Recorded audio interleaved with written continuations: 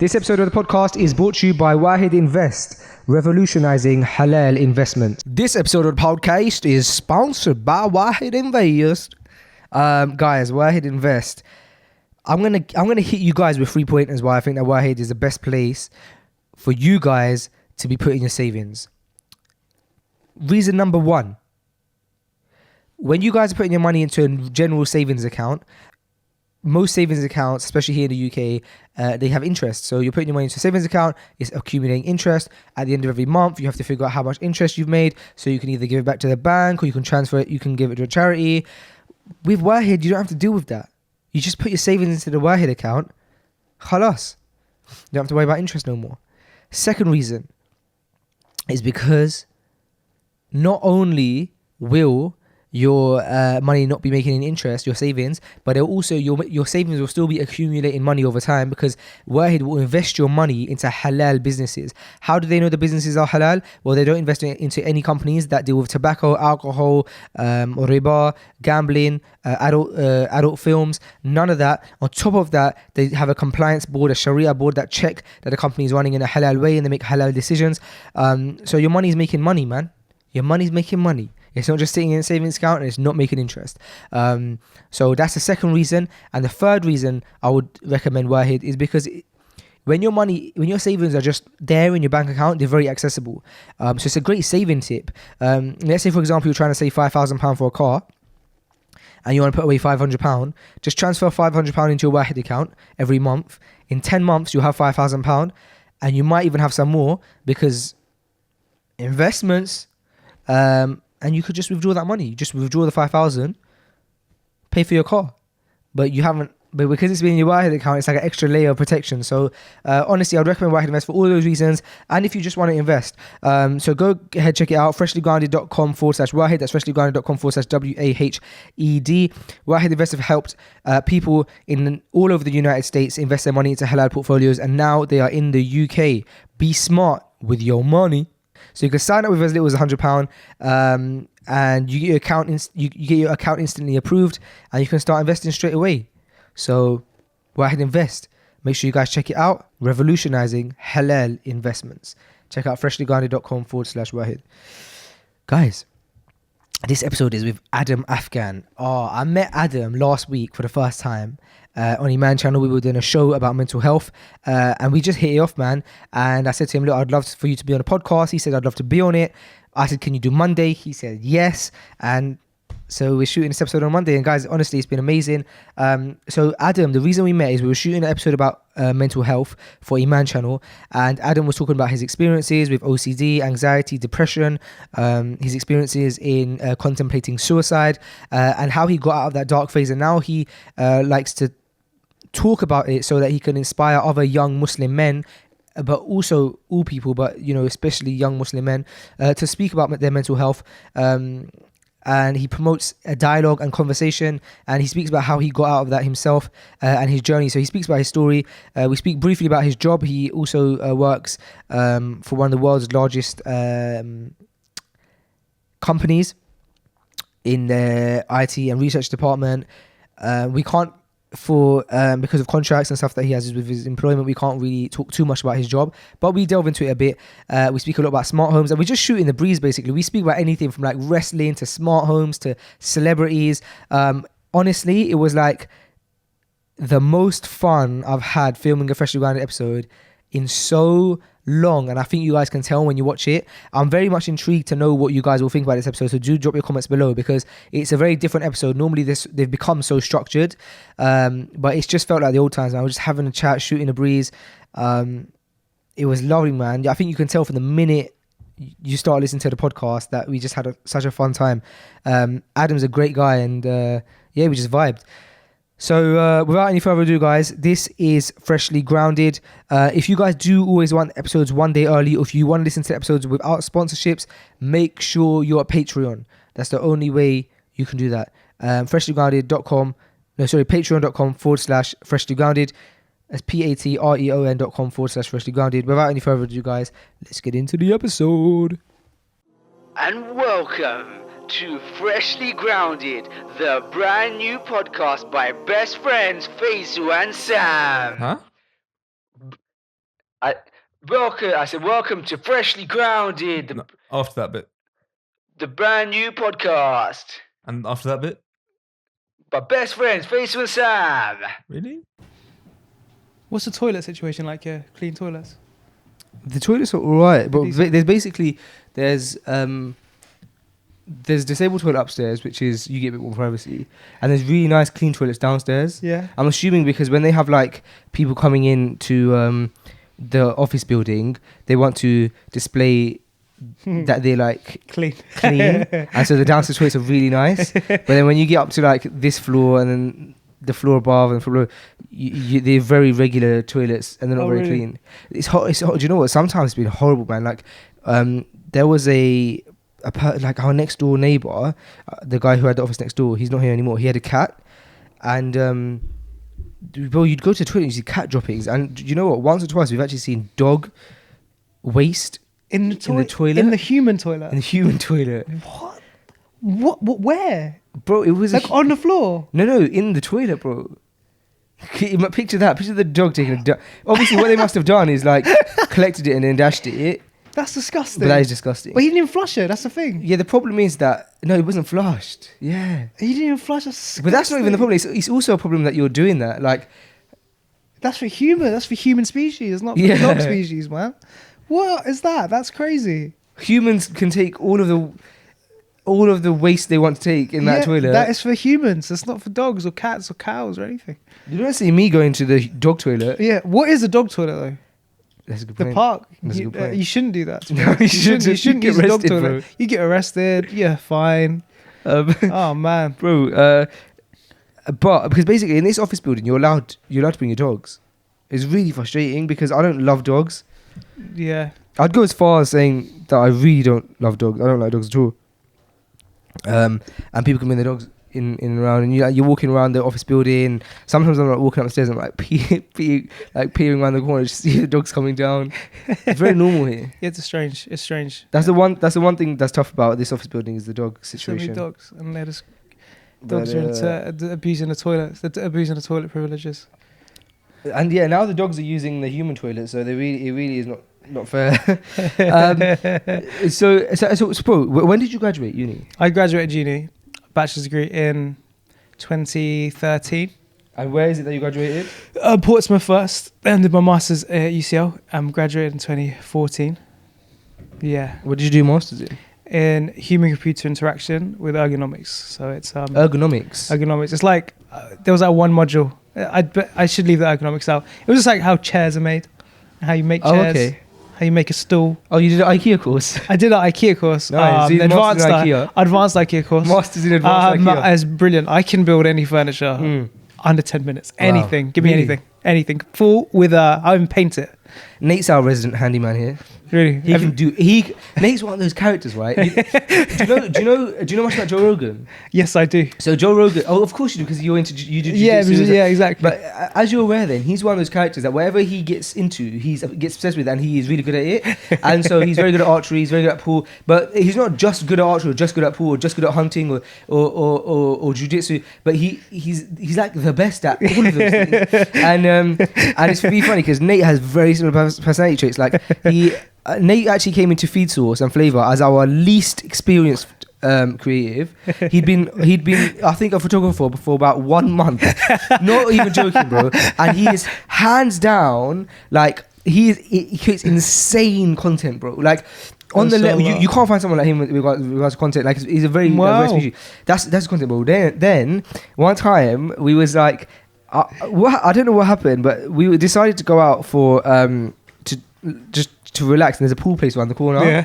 And so I was like, so we decided to go play pool, and the brother will not allow you to have one shot, bro. He's insane on the pool table. Like insane, bro.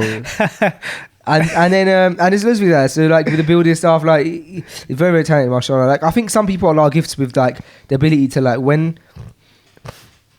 I suppose a lot of it comes down to also like being like the opposite of lazy, innit? Like when you're yeah, like I think it's just being active. Like when I think like even with like Joe Rogan and all of like there's loads of characters like that who just want to learn and they just want to like they just like to learn, like to understand. Yeah. and it's fun. Are you like that? Kind of. I mean, when it's bored, I get bored really easily. That's the problem. I just get bored. Like when something is boring, I just don't want to do it. Something's got to stimulate your mind, innit? But Have you ever been falsely, not falsely, but have you ever been diagnosed by a non-professional as ADHD? Because that must be on a regular basis. At university, I was known to have ADHD. Like everybody apart from the doctor diagnosed with ADHD. apart from the doctor, Yeah. Because so all the non-qualified Yeah. people. they're like, Faisal, you've definitely got ADHD. So it's a regular thing for me. Apparently I'm ADHD. Actually, do you know? It's always a healthy thing, getting opinions from non-professionals. Yeah. I've got a lot of non-professional opinions on many things. Especially as an Asian, like you get non-professional opinions on a daily It's basis. amazing, isn't it? You can complain about anything and then straight away everyone knows what the problem is. And everyone knows the solution. Yeah, they got. Bro, the other day my nan was telling my wife, bro, what was it that she had? I can't remember what the problem was, but she was telling my wife to mix yogurt with milk. Which, by the way, are they not exactly the same thing? It's both dairy. So she said to my wife, you have to mix yogurt. Yeah, and the way they'll say it as well, like people in general, is they say like they've got the maddest. You have to mix yogurt, right? A bit of yogurt with milk. You mix it, drink it just before you go. Oh, it was insomnia because she was like trying to tell my wife how to how to fall asleep a bit because my wife, I just smacked myself with the face on my mic. She struggles to sleep sometimes, right? And so she said mix milk with yogurt and then drink it, and she said you knock out. Like it's like a drug, yeah. And then obviously, like politely, my wife was like, "Oh, thank you." Like, I'll like maybe I'll try it. Yeah, maybe I'll try. But like, if you know Asians, they don't stop there. And then so like, my nan was like, "Shall I make it for you? Shall we go?" And I was like, "We've got to get home first. We're not falling asleep here."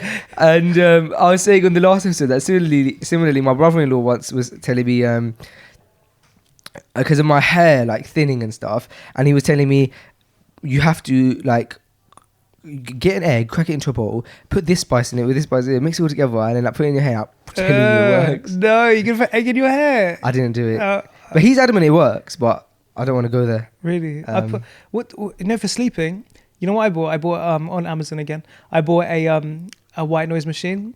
It cost like £50, but it puts me to sleep so easily. Really? Yeah, white noise machine. It really helps. I have no problem falling asleep. Alhamdulillah. I actually, when I go to bed, as my head descends upon the pillow, before it actually hits it, I'm gone. Really? That's amazing. Very quickly. Like my head's on the pillow and I'm like, like when someone's trying to talk to me, I'm just like, I can't. You got some amazing bed. What quality of pillow do you have? Because the quality of your bed is important. Because you spend a lot of time in your bed. Like you sleep, we spend like 8 hours on our beds. Well, here's the trick. And as someone who works in who works in a field which somewhat deals with psychology, you someone who would deal with like psychology, right? Like consumer psychology. It's more about consumer psychology. It's combining like computer science and psychology to kind of create and better like technology. So for those listeners who don't know, you basically work for a company which we won't mention, happens to be one of the largest companies in the world. Can we say that? You can say that if you want. One of the largest companies in the world. And you kind of do like research and psychology for consumers basically. And in the tech industry. Yeah, right? let's say that. That's as vast as that's as like specific as we could go with it. But so psychologically, one of them. So I studied a bit of psychology in my degree because I studied criminology. Some say the world's most useless degree, but I've actually seemed to find a lot of use for it. For one, I know how to be a criminal. That's amazing. Yeah. But our modules, we had a psychology module, social psychology, and in psychology they give a lot of base examples to kind of explain more in-depth issues, or like tougher scenarios. Like if something's quite specific, they'll like really dumb it down to like just explain the notion of like how the thing works. And so one of those things is an example that's given in psychology a lot is the idea of the bed, and going to your bed to just sleep is what is your mind just ends up seeing your bed as the place to sleep. Whereas when you're in your bed and you're working in your bed and you watch TV in your bed and you do all this kind of stuff, your mind no longer associates the bed with sleep, and therefore it just associates it with relaxing. Therefore, like when you're actually trying to sleep, you may not be able to sleep. So I try my best to only use my bed when it comes to falling asleep. That's interesting actually, because I eat. Otherwise, find me on the floor. Yeah. My problem is that my phone's next to my bed. I'm like, I just watch a few videos, YouTube. When I check the time, it's like 2 a.m. That's literally the worst thing you could do is go on the phone when you sleep. I know, it's bad. Yeah. But yeah, you're right. Bed should be a place for sleep and not for eating or stretching or watching TV or and anything. It should be sleep. Do you stretch in your bed? I do. My legs hurt all the time. I don't know why. Really? I don't know why. I tried to take multivitamins from Boots, but like it's just horrible in the morning to take.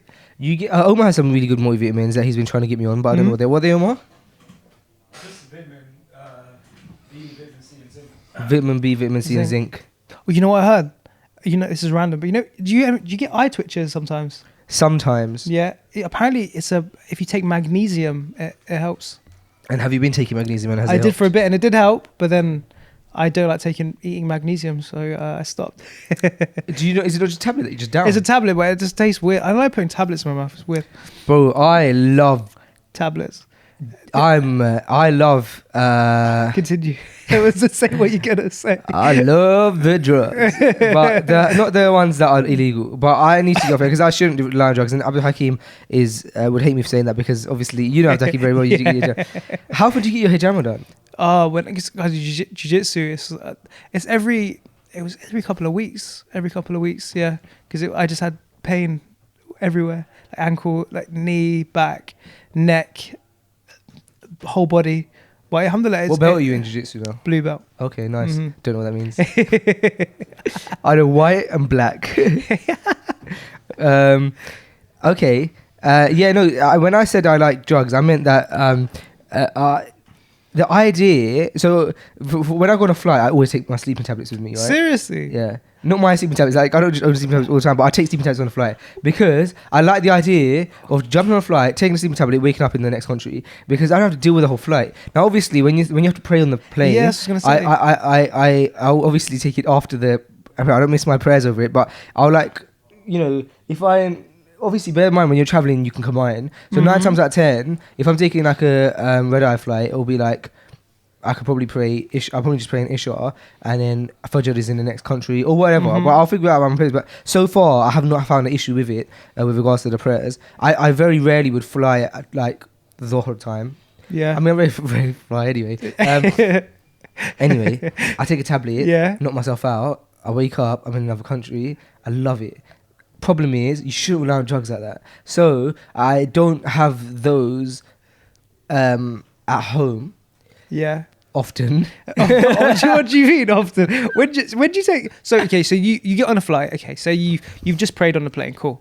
What time is it? So it's like, let's say it's Maghrib. So you've combined Isha, Maghrib. So bang, Okay, you're cool. done. I'm on the plane. I've just just before I got on the plane, I've done Maghrib and Isha in the airport. Yeah. Yes, you've done it. You're ready to sleep. Right. So you sit on the plane. Yes. You've taken off. So it's nice. The thing, the seatbelt sign's gone off. Right. You get The tablet's already in my body right now, mate. I don't know where you're going with this one, Adam. So you get the plane's taken off already. I'm knocked out, mate. so you got. When are you going to take the tablet? Firstly, I got to ask, where did you get this tablets from? Actually, do you want to say this? No, I'll tell you. Of course, bro. Yeah. Everything's legal here. Okay, where'd you get this from? Okay, so the tablets that I find so I've tried numerous sleeping tablets.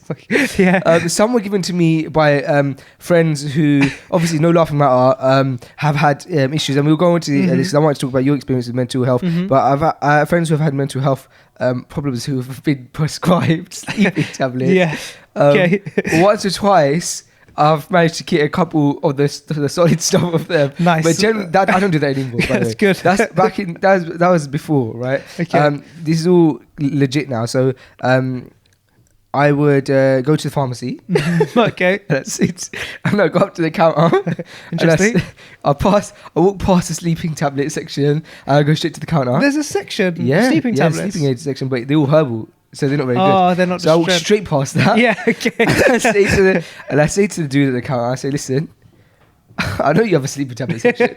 Yeah. Me and you both know that those things aren't great. I need the strong stuff. I want to get, so the ones that I get are Nital, Yeah. but not Nital herbal, the Nital behind the counter.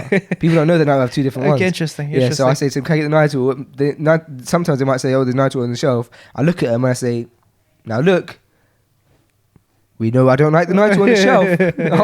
I want the strong stuff. And so I get the Nital that you can get behind the counter, and that seems to knock me out within about 15-20 minutes. Really? So what is it like? So you put the tablet in your mouth, you're like, that's a tasty tablet, and then you're like, okay, how do you fall asleep? Is it like you just daze off? Like, what's that thing? And Okay, what happens is, please describe this in detail. It's very interesting. Like I said, no, Alhamdulillah, Allah has blessed me with the ability to fall asleep very easily, right? Yeah. So I don't take these, and I would obviously not recommend anyone taking these out on a regular basis. I literally almost never take these out. Okay, when do you take them at home? Let me explain the process first. Explain, please. First of all, so I almost never take them home. I fall asleep, alhamdulillah, very easily. So when I'm on a flight, the process goes like this. I'm on a flight now. You're right. I do sometimes wait for the takeoff, but that's because there's probably a prayer coming up. Yeah. So if there's no prayers, if there's no what you've given me, Yeah. as soon as I get on a plane, when I'm not in my seat, take tablet. Like straight away. In. Sit down. What am I waiting for? There's no prayer. Yeah, but am I just gonna see what the air hostesses have to offer? I have so many questions. Okay. Let's. I've packed the tablet. The tablet's gone. The It's down. the Right. tablet is in your system. Fine. Now it takes about 20 minutes for the tablet to take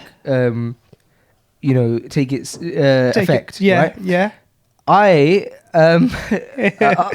It's also very psychological. Like it's also it's not placebo, this one, because the herbal ones you could argue it's placebo. Yeah. This one genuinely drags you to sleep. However, the fact that I've taken the tablet also psychologically, I'm like, I'm gonna fall asleep. Yeah. So that does have some part to play. Yeah. Within 20 minutes I'm gone, right? Because I'm like, and also, by the way, that feeling between awake and sleep when you've taken that tablet is somewhat a feeling of euphoria, and it can be addictive. That's why you shouldn't take it regularly. I see. Then you're knocked out, right? You're knocked out. You're out. You're like, okay. I said, my first question is, what if you're in the aisle and the person next to you needs to go for a toilet? Yeah, you can wake up, bro. It's not anesthetic. But then you have to take another tablet. So you're just bagging tablets on the flight. No. By the way, you do not take that many tests. I always take. Not only do I take the not only do I not take the recommended dose. Wait for it. I always take less than the recommended dose. I see. Okay. Because my body's very weak to these things. I have one coffee, I'm buzzing. This is a decaf, bro. I already had a coffee. I had a coffee half an hour ago, so I can't have another tablet. I'll be shaking in my boots. What am I saying? So I generally, like with that tablet, you take two, you knock out. I generally take one. Okay. So I'm quite like somewhat like clever with it. Okay. But no. If the guy needs to go to the toilet, then you just even you wake you up, it's fine. You fall back asleep because you're drowsy. You don't take another tablet. It's very dangerous. That's interesting. And then, by the way, like it puts you to sleep, but you can always wake up. So like when the plane's landing, guys like wake up. I've never had a problem with I'm not the last man on the plane. Like, I'm definitely awake. Okay, so when you take the tablet, you feel drowsy and you go to sleep. Is it literally like? Have you ever gone on a flight when you've taken a tablet and it's like you blink and then you wake up and it's like, oh, I'm in Malaysia. Is it like that? Is it literally? Yeah. It's literally. Well, okay. I've never been to Malaysia, but so on the country I've probably been to most frequently is Dubai. Okay. And so there's been numerous times where I've gone to sleep in England and woke up in Dubai. Yeah. Like uninterrupted. 8 hours gone. Uninterrupted. Bro, wow. 8 hours finished, and I love it because I hate flights because it's so me boring. too. What do you do? It's like, I'll just watch a few films. The films are rubbish. Yeah, films are rubbish. On And a also, screen, it's like, this big. I always take my Quran with me, and I get through maybe like a page. I find it very hard on the plane to read Quran, and I do download lectures or like tech talks and stuff like that. So I've got them, but again, you get through them, you get bored. So Yeah. the only times I don't take tablets on the plane is like if I'm traveling with someone who I'm embarrassed to let them into my life of drug. I feel embarrassed. Sometimes I might feel embarrassed. Like when I went to Umrah with Abdul Hakim, I'm pretty sure I did not take one. Yeah. I'll be too embarrassed to take a tablet in front of him. Really? Yeah. You know, what are you doing? That's interesting. So yeah, that's the sleeping tablets. Okay. But night seems to work. Also, night nurse works good, but night nurse is a bit less. It's not as strong as Nitol. Okay. But hey, give me a night nurse, I'm gone. As well. Yeah. So you asked when do I take them at home, right? Yeah. When did you take them home? So very rarely. I took a night nurse recently. That's because I was very, very. I've been, as you can hear from my nose, I'm just like overcoming like a bit of a flu, and so the night nurse obviously has a sleeping agent in it, but it also has like paracetamol and all this kind of stuff that works on you while you sleep. So I took that, but before then, like when I wasn't ill and didn't take night nurse or anything like that, I probably took one. The last time I took one was maybe a few months back. Okay. And I was having like quite bad anxiety in the night. And for some reason, I just had so much on my mind and I was feeling really like anxious. And it was just keeping me up so much. And so I did decide to take one. But like I said, that's so rare, man. Like even if I'm feeling anxious, like I will try not to take one. I don't like to rely on drugs. Just to make it clear. Me neither. Yeah. It's like, why would you... Somewhat. Why would you put something in your body where... It's like a foreign thing. Like, why would you want to do Because of the that? ease, man. I know, but to deal with anxiety, it's like I think we all deal with that, right? I mean, one thing that helps me is just like grounding yourself in the present. So like, anxiety is getting worried about. It's like a smoke alarm. Like, the anxiety is good. Like if something's dangerous, like the smoke alarm goes off. But if it's going off all the time for the wrong reasons, then it's bad. So just ground yourself in the present because whatever's gonna happen is gonna happen. That helps me. That's probably better than taking drugs. So when did you first start experiencing... you're 27 now, right? So when did you first start experiencing OCD? So, Was that the first... was that your first like battle with mental health? That was the first main, but yeah, basically. So it was like it was basically like even when I think back to when I was in school, I used to get really anxious for really silly things like going into school or like overly anxious. It was quite strange. And if I think back then, there was like certain aspects of OCD and anxiety there. But as I got older, like 25, 26, I started getting something. It's a specific type of OCD called intrusive thoughts, and it's actually really prominent in the Muslim community as well. So it's like a thought will come into your mind, which is actually quite disturbing or horrific for you to think, and it will just stay there and stay there and stay there, and you obsess about it. And that happened to me basically. Yeah. Why you said it was most prominent in the Muslim community? Is there a reason for that? Is there a reason that you can think of? So like my therapist said to me, like Muslims and OCD come together because we're quite a numeric religion we do stuff. So like wash your hand 3 times, pray this, say this. So it kind of comes out in that way as well. Okay. But I don't know why. But a lot of Muslims suffer with it. Yeah. So you were how old when you realized that you have OCD? So I never realized I had OCD. I had to go to therapy. So I talked to Amanda one time when we were on. So what happened was that I kept getting, as I said, these intrusive thoughts. And at the time, I thought they were just, why am I thinking these horrible things? And for a normal person, that horrible thing will come into your mind and it will just go straight back out again. But for someone with OCD, it goes in and it stays and obsesses. And it's an obsession that keeps going around and you can't get rid of it. And I didn't know what this was. So it got to the point where it was so bad. I was like, okay, the only way for me to get out of this, I don't know any other way to get out. So committing suicide was like an actual option for me. It was a legitimate thing to consider doing. How old were you? This was a year and a half ago. So 26. Only a year and a half. Only a year and a half ago, mate. Yeah. So it was. Yeah, it's one like if I think back to it, I was like, I can't believe that even happened. I can't even. It's crazy. And I know a lot of people have probably actually killed themselves over that because it's because they didn't seek the help. And what I did, I called my mum on my phone, and my mum was like, I told my mum, it was so hard for me to tell her, and I was like, I told her That you wanted to commit suicide, or that Yeah, I told her what was going through my head, Okay. and because I can't even tell anyone because it was so bad to me. But I told my mum, and alhamdulillah, it was the best thing I did. And then mum was like, "Okay, you need to see a therapist." And she went on Google. My mum doesn't know how to use Google properly. Allah bless her. She went on Google. She found me a Muslim therapist. I called her in the morning again, the therapist, when I was on the way to work. And she goes, and I told her my problem, and she basically said, "Adam, you have OCD. You have these intrusive thoughts. Go on Google it." I went on the forums. I looked at it, and I was like, "This is exactly what I have." And alhamdulillah, that's when the pain of what I was going through lessened a lot, because I was diagnosed with something that was real. Other people were suffering with it. So, and alhamdulillah, so honestly, it saved my life that day. Were you at the job that you're at now at the time? It was a different job. Okay. Yeah.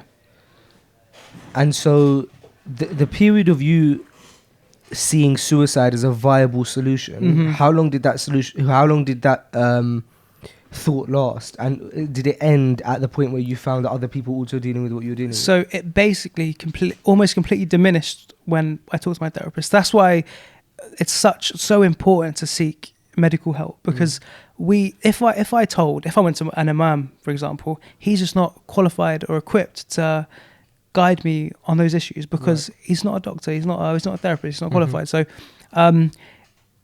I still struggle to this day, not with that, but with other things, other mental health battles. But it's definitely diminished. Like inshallah, I never have that feeling again. But it comes back in different ways. It's a constant battle and different monsters you have to fight. But yeah, it's just, I can't stress enough how important it is. Just even go to your GP, and then the GPs know about these things, so they can kind of give you almost a sanity check. Go, look, nothing is wrong with you. This is just a health issue. This is how you deal with it. And so did you meet your therapist physically, or was it like? So because obviously the situation I was in was quite severe at the time. Okay. I was like, I talked to her on the Friday. She was like, "Can come to the office on Saturday." So I went on Saturday.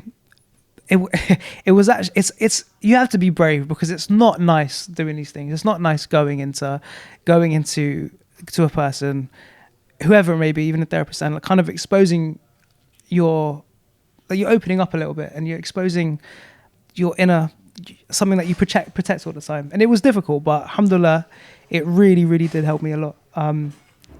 Yeah. And how was your mum throughout the whole process? Mum was amazing. Allah bless her. She helped me. She helped me a lot. Like, you need someone like that. I can always confide in my mum. So she helps me all the time. She always checks up on me and see how I am. Yeah, she was really supportive. So the solution, for you at least, started when you opened up some dialogue. Yeah, so you made that call to your mum. Yeah, it's like you have to confront the fear. You have to confront the suffering and hardship head on. You can't run from it. You can't escape it. You just, okay, this is what's happening. I've got to confront it, be brave, and tackle it. What triggered you to make that call, though? What triggered you to call her? I was, what's the word? Hopeless, helpless. Like, I had nothing. I didn't know what to do. So I was like, I remember at the moment I was on the tube, and I was like, that's when I was like, okay, Adam, you may have to kill yourself. And I was like, oh, I don't want to do that, but I might have to.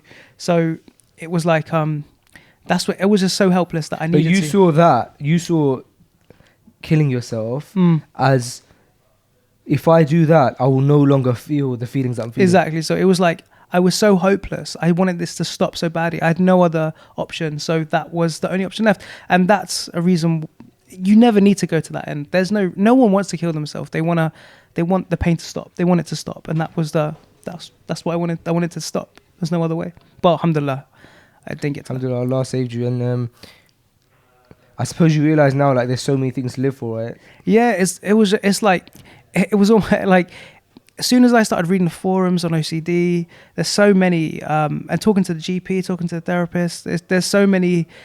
It's actually very manageable. It's like, I've got tools to deal with intrusive thoughts, and to deal with intrusive thoughts, you just have to. It's like, the more you run away from it. So, okay, say this horrible thoughts come into my head. For example, I'll give you an example of intrusive thoughts. So, you're married, and you go, what if I want to kill my wife? You think you should. A person doesn't have OCD, that thought will go out of the head, and I don't want to kill my wife. But you think to yourself, what if I would kill my wife? So you won't go to the kitchen because knives are in the kitchen. You won't go take her in a car because you might crash the car. So it's just, when an intrusive thought comes, you tackle it and you go accept it. It's like, yeah, what if I want to kill her? So what? And the more you expose yourself to it, the monster gets smaller and smaller and smaller. So you just have to accept it because you're not going to do that. But the OCD is telling you, you might, but you're not. So when you expose yourself to it, you slowly destroy it. So you tackle your head on and you're like, no, I'm not going to do that. Yeah, you're not going to do that, but okay, cool. What if I did that? What if I did that? So what? What does that mean? And you kind of break it down. And with OCD, it's not like there's no switch. It takes like a prolonged amount of time to actually practicing these methods to actually battle it. It took me months and months and months of doing that, and it's horrible. You got to think of these horrible thoughts that you don't want to think about when they come into your head. You got to have to face it and be like, cool. But that's the cure. That's the only way to get rid of them. How important, I know you mentioned your mum, but how important of a role has your family been, just in general, being like a support system? Do you have a big family? Alhamdulillah, yeah, amazing family. I think one of the things that helps me is like, when you're around family, there's this concept of like warmth. Like when you're with your mum, you give your mum a hug. You're like with your nieces and nephews, your kids. When you have skin to skin contact with people you love, there's a sense of warmth. So you feel you're cared about, and I think that is such a vital thing to keep your mental well-being, no matter what you have. Like if you're struggling through depression, anxiety, or OCD, like having that warmth around you is so important. I think also when we were discussing this on the Man channel, we were talking about how, a lot of the times physical health can link to mental health, and just like getting out there and exercising and feeling good in your body can help you mentally. And you kind of agreed, and you said that that's something that you look into a lot. So at one point I fell into depression a bit, and I put on so much weight. And it was like, because I didn't care, and I kept and then I realized that my mind felt terrible, my physical body felt terrible. So I had to. They affect each other. One of the things that I find amazing and was the reason that I wanted to bring you onto the podcast is because of how open you are with your experiences. And I was mentioning to you that day after we'd finished filming that people need to be made aware that these things do happen, and that other people have experienced them, and the more we open dialogue about them, that's when people can feel comfortable to speak about their own issues, because at the end of the day, these issues are not just going to run away with time. We have to figure out how we can tackle them. And like you said, not everyone is a professional. Speaking to a professional is very important, but sometimes also opening up dialogue with just your loved ones is also very important. So yeah, I think that's very inspiring. I think it takes a big person to be able to pick up that phone, make that call, and that's something you did. And I think you're sitting here now and saying that Allah giving you the ability to make that call is one of the things that saved your life. Alhamdulillah, yeah. I remember it really vividly as well. When it was like, it's hard for me to talk about because it's not the nicest thing. It's like I was very vulnerable at that time. So, but if it helps, I know a lot of people probably feel the same, so I have to talk about it. Alhamdulillah, yeah. And it's being brave, and that's the definition of courage, doing something you don't want to do, and it's going to benefit yourself. I mean, say if you had cancer, diabetes, you wouldn't just sit back and go, oh no, it's going to be fine, I'll give it some time. It's not. You're gonna have to seek help. You're gonna have to seek professional help to try and get better, basically. So you come across like a very busy man. I don't know you too well, as in we've met literally this second time we've met. Yeah. We've met once. But you come across like a very, very, very busy man in the sense that I know that you train, right? You train in the gym. I train. You also do jiu-jitsu. Yes. You also have a very demanding job. Yes. Somewhat demanding. A normal job, like everybody's jobs. Is it like 40 hours? It's like 40-hour work week, which is obviously a lot. Are you married? No. Okay. And so how do you balance it all, man? So what's your schedule like? Do you train in the gym on the same days that you train jiu-jitsu? How often do you train jiu-jitsu? Okay, so if I break it down into sessions, so 3 jiu-jitsu sessions minimum a week. 3 gym sessions a week. So let's say that's 6, almost, that's about 6 out, about 6 sessions a week. Sometimes I train gym and jiu-jitsu on the same day. So gym at my lunchtime, jiu-jitsu in the evening. You train during lunch at work? Yeah, because Really? there's no time. In the morning, I can't be bothered. So lunch. So how long do you need for lunch? Like I eat in like 15 minutes. So it's like cool. Eat my desk 15 minutes. Go to the gym. But it's like you How can't. close is your gym to your work though? Oh, it's so close. Like downstairs. So Is there a gym inside the work? Yeah, there's gym inside. Alhamdulillah, Oh, we got a gym really? inside work. So it's just like minor. Go to the gym. Walk So you downstairs. literally go walk downstairs. downstairs, train, shower, Yeah. and be back within the hour. Yeah, exactly. Wow. So it's alhamdulillah. It's people are blessed me with that position to be in. But yeah, it's like you can't 100% everything in life. Like you can't be the best jiu-jitsu fighter and have an amazing job and be a great family man and you can't. You have to pick what you want to do and what motivates you and makes you happy as well. I wouldn't want to do something. Sometimes I don't want to go to gym. It's boring. I was like, oh, this is so boring. I can't bother That's to the go. phase I'm going through right Yeah, now. it's boring, isn't it? So I'm Yeah. like, cool, let me change something up. Let me do something different. So I do more jiu-jitsu, and then jiu-jitsu, I want to break from that, go do some more gym. It's like that for me. Mix it up. I think variety is the key. When do you find that you train best with regards to gym lunchtime? I train in the gym to help my jiu-jitsu. Oh, So okay, fine. because Pure strength. yeah, so if I just doing purely aesthetic purposes, it gets a bit boring for me because I'm like, this is a motive. Because if I got a fight coming up or competition, I'm okay. I need to get strong. I need to work on something here to get stronger for the competition. How high is a blue belt? It goes white, blue, purple, brown, black. Okay. But in reality, jiu-jitsu, it takes a long time to progress. So 10 years to get a black belt. Yeah, it takes a long time. But to be honest, the belt doesn't determine your skill fully. I've seen blue belts tap out black belts and white belts tap out blue belts. So yeah. I remember when you told me that that's the gym that you're training at for jiu-jitsu. My uncle, I was mentioning, wasn't I? Yeah. Well, he's like a family friend. He trains at the same gym. And so you probably have seen him once, Probably. twice. There's a lot of people. There's so many students. Yeah, he there, was it's crazy. saying that. He was Yeah. saying that. And he said there's a lot of Muslims there. Loads of Muslims there, mashallah. Loads. Mashallah. Loads, like top competitors as well. And I used to tell him that I really wanted to start training there. should. I want to start with. And so he said, yeah, man, do it. And so he said, so at the time I really want, he started years ago. And so at the time where I said I wanted to join him, I was at university. So he said, look, finish uni and then come back and get yourself a decent job and then start. It's £100 a month. He was like, you're going to have to like get your gi and everything, but like it's going to be here, definitely join, blah, blah. And then I just never got round to it. It's a big step because you're going into a territory that is unknown. You're going in an environment where there's going to be so many big personalities, and it's such it's like a monster you have to address. Just like you know what I mean. Yeah. Joining any club or school or institution or even a gym. Yeah. It's such a big. But the thing is, the fear is always irrational as well, which is annoying. Yeah, I know. And we all feel it though. It's like you feel so uncomfortable. It's like you don't want to go. You get that weird feeling in the stomach. It's horrible. Yeah, it's the but worst. like, and but as soon as you start the class or you start anything, it goes almost instantly. It just vanishes. So it's like to get out of your comfort zone, to improve yourself, you have to push yourself. If we didn't do that, we would all be sat at home watching a daytime TV because we want to leave the house. Yeah. So you got to push yourself, man. Yeah, Even if it yeah, feels man. weird and horrible, but it's good for you. It's literally good for you. Yeah. Better than tablets. Well, no, it's true, man. It's true. So do you compete? Yeah, Okay. You enjoy it? I love it. It's it motivates me to just push myself. And you learn every time you fight, you learn something about yourself.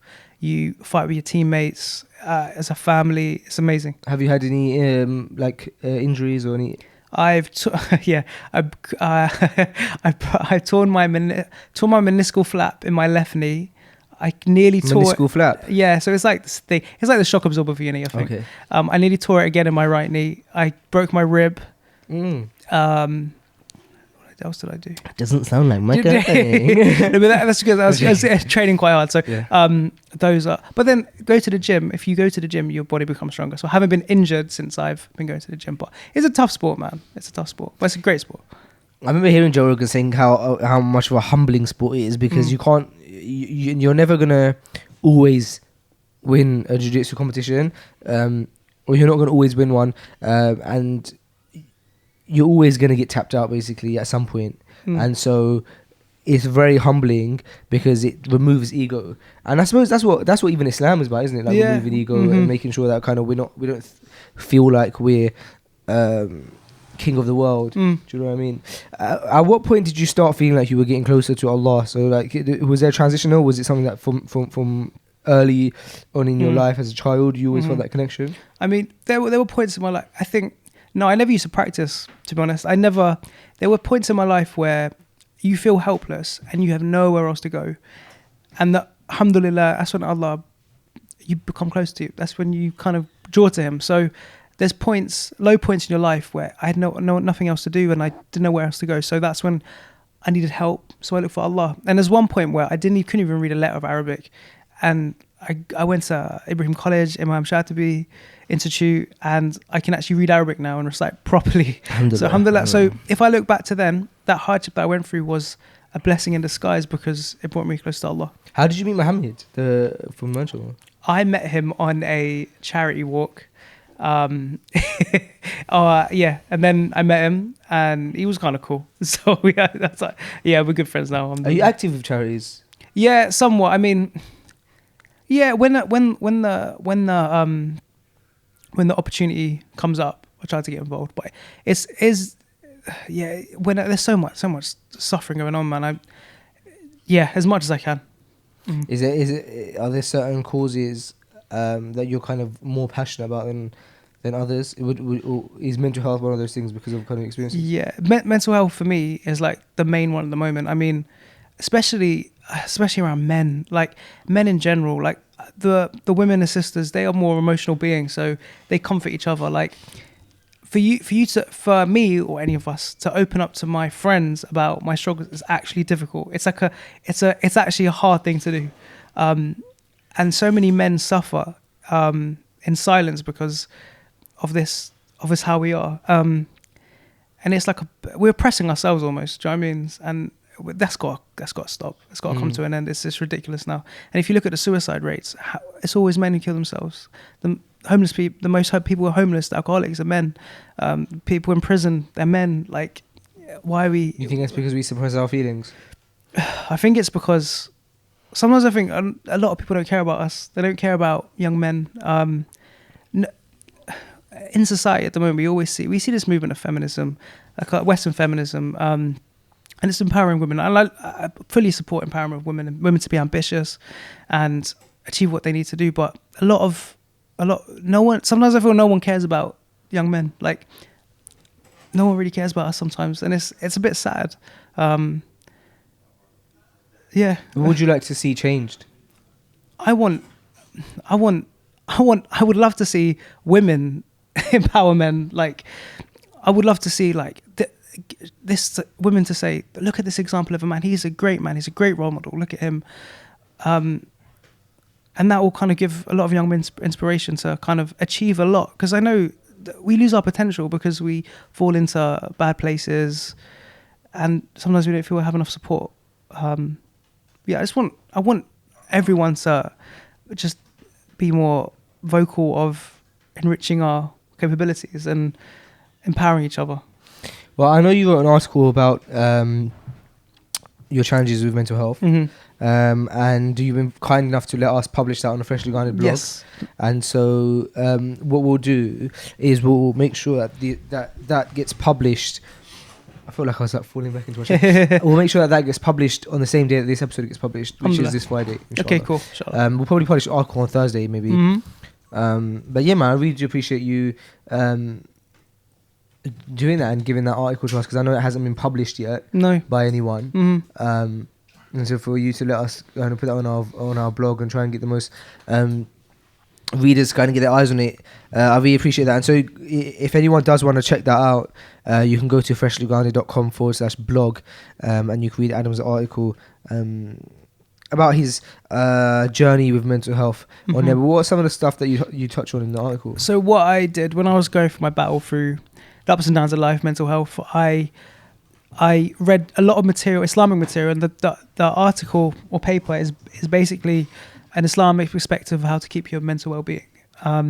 So all the things that helped me, I put in the article, and I've based it on the Quran and Sunnah. So a lot of references in there. It's not just my opinion. Some of it's my opinion, but a lot of it is based on the Quran and Sunnah.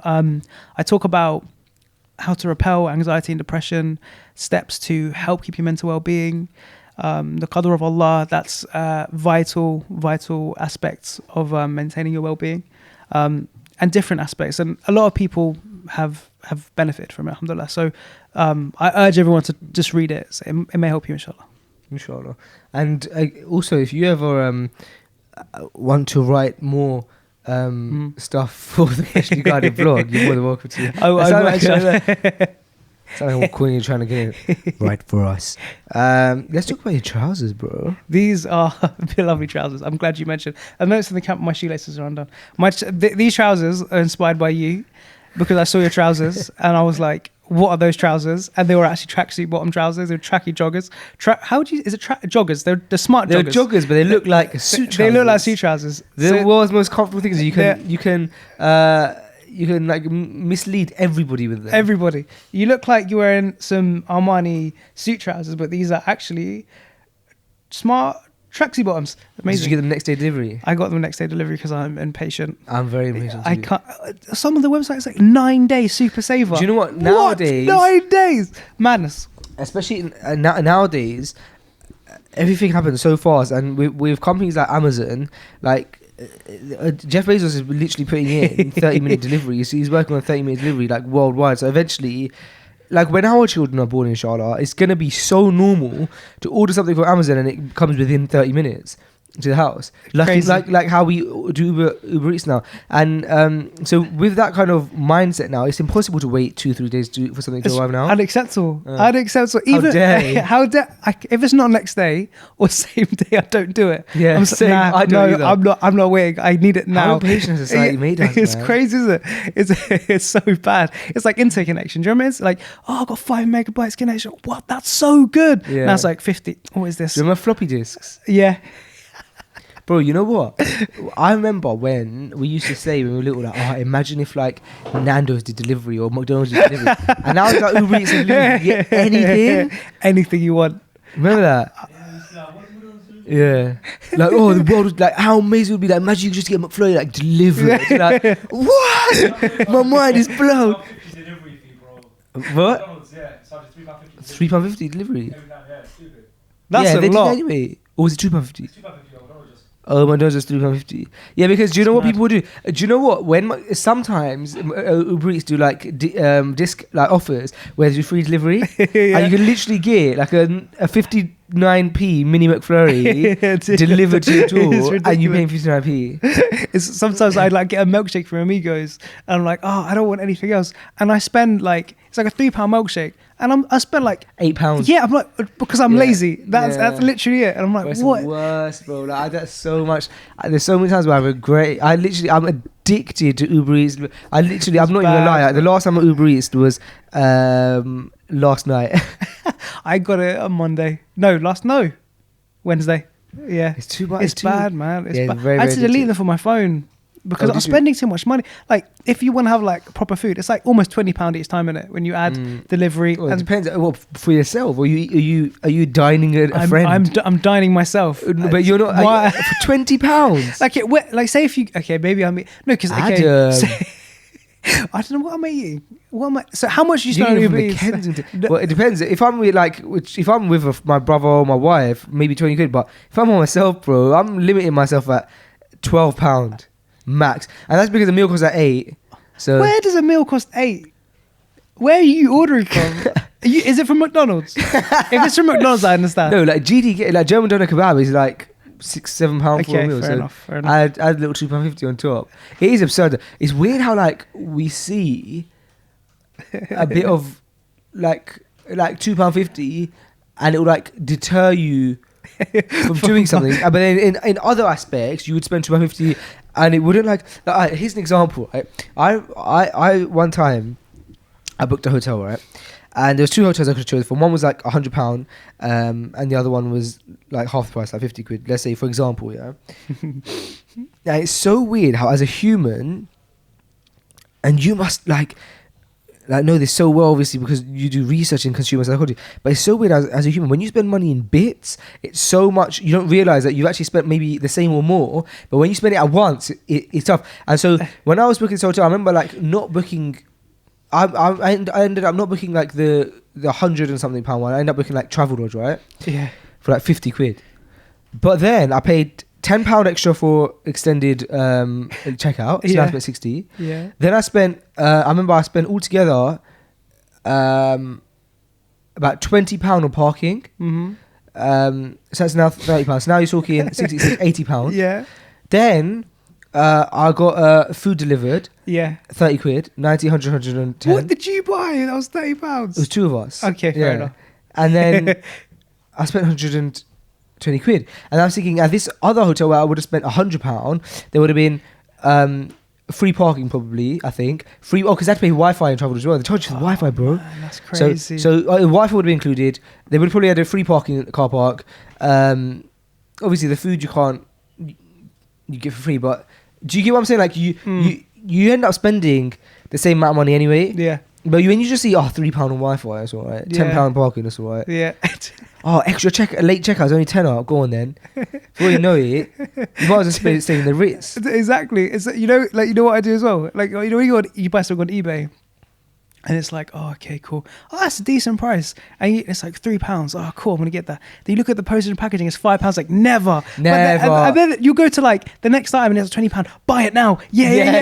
Buy now, free delivery. Yeah, buy now, free. Yeah. And it's like, smash the button. Bro. I never use eBay anymore though. No, I try not to. I'm an Amazon guy fully. You know what I do on Amazon? If I don't like it, I'm like, I'll just return it. Do you ever do that as well? Nah, I do it on Boohoo, and like, having said that, I got a Boohoo package sitting there that I've been meaning to return for ages. So I can't bother with the whole process, man. Printing out packaging and all this kind of stuff. They make it difficult, don't they? Yeah, they make it so because you don't want to return it. But yeah. It's with Amazon. I'm like, oh, if it's actually it's rubbish, we can return it, so it's cool. But Jeff Bezos, the guy who founded Amazon, is the genius, bro. Like Madness. Such a genius, man. Like. You could talk about him for ages, and obviously people know so much about him and stuff. But just the fact that he's created this online store, which basically sells anything and everything, and pretty much anything and everything gets to you the next day or the same day. Yeah, it's crazy. And soon you can order anything off that website. It's going to get you in 30 minutes, like from a drone that lands in your house. You know what I mean? And even mad like how technology has progressed. I remember smart homes. I remember years ago when I was little. Years ago when me and Omar were living in the same house, and we were like teenagers or something. And one of our uncles goes, "Listen, I've got an idea for an app, right? And you guys are like whiz kids and stuff. Like maybe you guys can like help make it happen." Blah, blah, blah. Basically, how it would work is, you turn your light off with your phone. Uncle Ash. Yeah. And he goes, I remember. And he goes, so how it would, I said, but how would that work? And he goes, all right, so how it would work, obviously, someone would have to come and install it. Someone would have to come and install it. Yeah. What they would do is they basically like unscrew your light switch, and then obviously put something in there that talks to your phone, and you can obviously turn off the light. I thought that sounds like a lot of hassle. Now, in my bedroom, I have smart bulbs only. Yeah. And not only do I nobody have to come and install them, I just screwed the bulb in, and on my phone I can turn them off. And if I want to, I can use my voice. But how mad does technology progress, bro? It's crazy. It's scary. It's scary, but it's also amazing. And do you remember the Elon Musk podcast on Joe Rogan? Did you watch that? Yeah. They were talking about how AI is scary. Yeah. I mean, I don't think it's gonna get scary even in our lifetime. I mean, Alexa can only do so much. Sometimes I ask Alexa's the Amazon thing, right? Do you use I use it every day. What do you use it for? Because turning on lights. Is that it? Yeah. I've got a Nanoleaf smart lights. I've got... mine are called Chewy smart lights or something. Were they the cheaper ones? Were they the... Hey, no, man. I don't know. That sounds like man. a weird way. Hey. Sounds like a weird Paid mate. £40 for those bulbs. Oh, really? How many bulbs? In total, I got 4.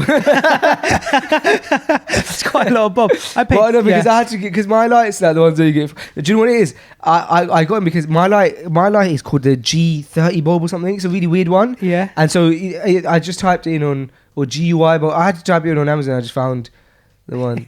But the Philips ones are mad expensive. It's like one bulb, £60. I was like, what? It's a bulb. And yeah, it's mad. But apparently my one lasts apparently like 30 years or something crazy. Yeah, it's really cool. It's like I just say, Alexa, hallway on, and the hallway comes on. So you have your whole house set up as a smart. Yeah, basically. No, Okay. yeah. And does your mum use it? Do you live with your parents? No, so Oh. it's just It'd me. be at the really moment. weird if your mum used it. Yeah, Then. it's just me from at her the house. It's just Alexa, add those lights. It's no, I don't. So it's just my voice. It's just my voice telling Okay. Alexa to do stuff. She doesn't understand me sometimes. It's really irritating. Bro, you know what? There's so Alexa, many my mum, not. I'm talking about Alexa. yeah, my mum doesn't understand me. There's so many amazing things because you can actually get a smart kettle. And just say Alexa, turn the kettle on. The only problem with that is that you have to fill up the kettle with water. It's so lazy. It's very inconvenient to fill up the kettle with water, put it down, and then go, Alexa, turn the kettle on. It's really better to just turn Just turn it on. But there are other things that I think are better. So there's that. Yeah. And there's obviously, so the lighting was obviously the best thing, I'd say. But the thing that I think are really cool are the Amazon dash buttons. I Have you haven't seen got them? one. I haven't got one. I haven't got any either, but I'm looking into it because you can get a dash button for pretty much anything. So you can stick a dash button on your washing machine. Mm-hmm. Let's say, for example, you use is it Calgon or is that Washing machines live longer with yeah? So Yeah. let's say you use Calgon Think tablets, so, right? yeah. You take a Calgon button on your Yeah. washing machine, and you just press the button, and the next day they turn up at your house. And Yeah. and the child-proof because you can't press it more than once. And also, you can set it child-proof. So if you have a child in the house, when you press the button, you get a notification on your phone to confirm it. So you do stuff like that. So it's very good. And you can do it for everything, bro. So there's like, for all of your essentials, so sugar, milk, coffee. So you just stick this button on all of your things. And when you're out of coffee, you just press the button on your coffee tin, and coffee will come. And ideally, basically within 30 minutes, when Bezos puts some That's crazy. steps on the accelerator a bit. Yeah, hurry up. But how mad is that, bro? It's mad. It's like it's I don't know when's it gonna stop? How's it gonna stop? Is it gonna stop? Where does it go? I mean, Everything just can get faster, bro, yeah. and cheaper, because the idea of getting a light that you could turn off with your voice costing only a tenner, the same amount as really cheap Deliveroo meal. Yeah. It's insane, bro. Yeah, It's insane. But you're telling me for tenner, I can get that. And you tell me if you told me that a few years. I remember I watched the Ultimate Fighter a few years ago. Yeah, Yeah. Like when I was really little. Like this is like one of the first ever Ultimate Fighter episode series. Yeah, and in the Ultimate Fighter house, what they had is they had the ability to clap and the lights would go off. Yeah. And I saw that and I was like, that's my dream. Like when I'm older, I want to get so rich that I can get lights in my house that I can turn on off by clapping. And now, bro, it costs a tenner to get those like kind of light bulbs. Your voice, yeah. And you don't even need to clap. Yeah, and there's so many cool things you can do with it. I mean, you can turn on your PlayStation. You can. I want to get like a Nest Cam, so for the front door. I So- have Arlo. Is it Don't good? get Nest Cam, bro. Why? I will. I'll look, honestly, bro. I will sell Arlo to you by the end of this episode. Okay. Okay, so Go. why would you like Nest? Let's have this discussion. I've got some Nest Cams already, Okay. and they just work really well, like seamlessly. Are they wireless? Yeah. But they're wireless in the sense that they connect to the Wi-Fi wirelessly, but you have to actually plug the cameras in, right? Yeah. Yeah. Arlo, you don't plug in. What do you mean? You're sold.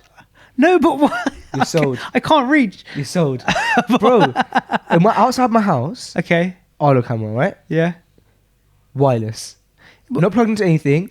How Battery life, 3 months. Charge it for 15 minutes. Hang on. I don't understand. I don't understand. Bro, you charge the Arlo battery for 15 minutes. Where? Okay, if I, It lasts 3 months. yeah, but where's the camera? Outside my house. Arlo. Yeah. It sounds like some like ARLO. Arlo. It's on Amazon. Bro. How much was amazing. it? Was it mad expensive? £300. I could. But, Expensive. bro, That's so. bro, you're not. Listen, and £100 extra for every other camera you want. Oh, Listen, man. listen. Nest, you got to plug in. So I don't have outside plug. I'm not in America where you have outside plugs everywhere. So in my house, the plugs are inside, right? Which means that I have to drill a hole through my house to get the Nest cam in. Or Arlo. You just like saying Arlo. Bro, why would you do that? How long does it take you to drill that hole into your... Basically, you have to get, when you order, so the one for the doorbell, it's on Don't the doorbell. tell me an installation guy has to come. Yeah, but it's included in the price. Oh, It's no. included in the price. You're an Uncle Ash. An installation man has to come. Bro, Arlo, I order it. It's there within 30 minutes if it's Jeff Bezos sorts himself out. There within 30 minutes, take it out of the packaging. Guess what, bro? Guess how it connects to the mount? The magnet. Magnet, I knew you were bro. gonna Magnet, yeah? And guess what? It's a mad strong magnet as well. You chuck it on. I now have CCTV footage. I want to check right now what's happening in my house. I can check notifications and I can speak to the post lady. I can say, I actually got installed when my wife moved in because I thought if, for example, there's a courier. This was such a bad idea, by the way, because it never worked. But in my head, I was like, look, my wife, let's say there's a courier is come, I'm not in, and she doesn't want to answer the door, or like she's not like she's not decent, so she has to like get ready and like put her hijab on and stuff. So it's just long, so she could just speak on her phone and say, hey, can you just leave the package outside? Yeah. Right? Now that failed because you still have to like, it's not instant. Like you have to open up the app and like press the microphone and then speak, and then it's a bit delayed. And when you're a courier standing outside someone's house, every second feels like a minute. Yeah. So yeah. you're not going to wait for that. But I have used it once. So I spoke to my my Hermes courier once. Yeah. And I was at work, and I got a notification saying that someone's come to the house. And so I just spoke to her, and I said, she was like, knock her door, no one's answered. I said, hey, can you just leave it there? And then she was like, oh. She's like shocked. She's like, what's happening? Who's speaking to you? I was like, hey, just over here. Just keep it. And also, bro, it had night mode. Oh, I know Nest does as well. 1080p, I think, or something. 1080p maybe. It's 1080p, yeah, I think so. I don't know. But you're selling Arlo to me, Bro, so. but now I've you got- have a Nest. So I've got 2 Nests. But why did you need a Nest then? You said you wanted a Nest. No, for the doorbell. For like, you know, so there's a Nest doorbell basically. Oh, so they have Ring as well, though, don't they? Ring is meant to be the yes. sickest one. So it's like a camera on your doorbell because I live in an estate and some people do some weird stuff outside my house. So outside the Hold on a door. second. Why would you need the doorbell camera if you already have a Nest? So the doorbell, it's like imagine a doorbell Yeah. with a camera in it, Yeah. and it's wired to the electricity in your house. Yeah. So when someone comes to the door, you can see who it is. They ring the doorbell. You can speak to them through the doorbell. So it's a camera and a doorbell. It's amazing. Have I sold you? Bro, no. You have an Arlo, bro. You spent £300. Why are you getting a doorbell now? Yeah, the guy came on a Dragon's Den and sold the company to Amazon for $1 billion. Ring? Really? $1 billion? What? British guy. Apparently the guy was on Dragon's Den and sold the company for $1 billion. Who invested? No way. I don't know if anyone invested. I'm not sure, but Oh, Jeff Bezos bought it. well, Amazon. Amazon. He owns Amazon. So yeah. no, I meant like, I didn't realize Amazon bought Ring. Wow. That makes sense now because when you go on Amazon devices, the Ring is there. Interesting. That should have explained it to me. Really. It's a doorbell, bro. Where Nate just asked what the Ring is. It's a doorbell. It's sick. Amazon only, by the way. it's just a doorbell as a camera, and then but hold on. But I don't understand. Honestly, Adam, I don't understand why you would need the Nest and the Ring. Explain to me why you'd need both. Like, the Nests of it inside. Oh, so you have Nest inside your house, Yeah. For like security and stuff. bro? What? What? You live by yourself? No, so it's in my family's house. So the nests are in my family. So say my grandma, for example. Is in it her an house. indoor only nest, It's an indoor only nest, yeah. bro? Oh, we're gonna say, oh god. If you say Arlo again, Bro, you want to say anything? You want a wireless indoor and outdoor camera? Get the Arlo, bro. Bro, it's indoor and outdoor. And it's so listen to this. It's rainproof, snowproof, goes out to snowproof and rainproof. It can deal with frozen temperatures. Yeah, listen to this. Right, I'm gonna give you a scenario. Let's say my name's Faisal, right? Okay. I have an Arlo at the front of my house. I have an Arlo in the back of my house. Okay. I've even labelled them on my app: front door and back door. Nice. Right. Now we're going on holiday. Mm-hmm. As I go on holiday, I think to myself, I actually fancy having a camera inside my house. Yeah. Mm-hmm. Oh, guess what? The Arlo camera, which isn't physically drilled into my outside, it's just a very strong magnet. I just unplugged that because it's an indoor and outdoor camera. Yeah. I chucked the back door one inside my house. And so now I've got one inside my house and I still got the front door one. Could someone not nick it from outside though? Yes, they could. However, Yeah. it's a wireless camera, bro. I'm seeing their face. How stupid would that be? I've got it sends everything to my phone. So if they steal the camera, yeah. And by the way, it's like a fish. Not like it's like a fish. So it goes wide. So you can't sneak up on the camera from the side because you can see everything.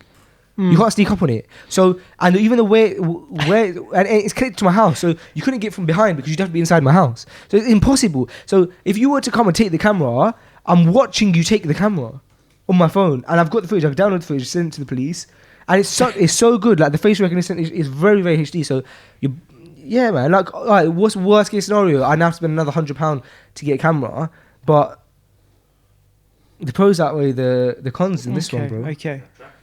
I did a lot of research. No, I did a lot of research though on this because the guy who used to work here, Cooley, he had the Arlo. One time, this is how I got into this whole thing, right? This is what got me into this mess. You know what, bro? Actually, I didn't even. I think Omar actually bought the Arlo. No, you bought it for us. I think I asked you to buy it. Or maybe I bought it. I can't remember. Wow. But anyway, that's neither here nor there. The point is this, yeah. What was I saying? Okay, here's what got me to Yeah, Arlo. you can't make it. So there's a guy who used to work here called Cuddy, Mhm. and one day he was like watching this courier like leave something somewhere in his house. I was like, bro, have you got cameras in your house, bro? Outside your house, bro?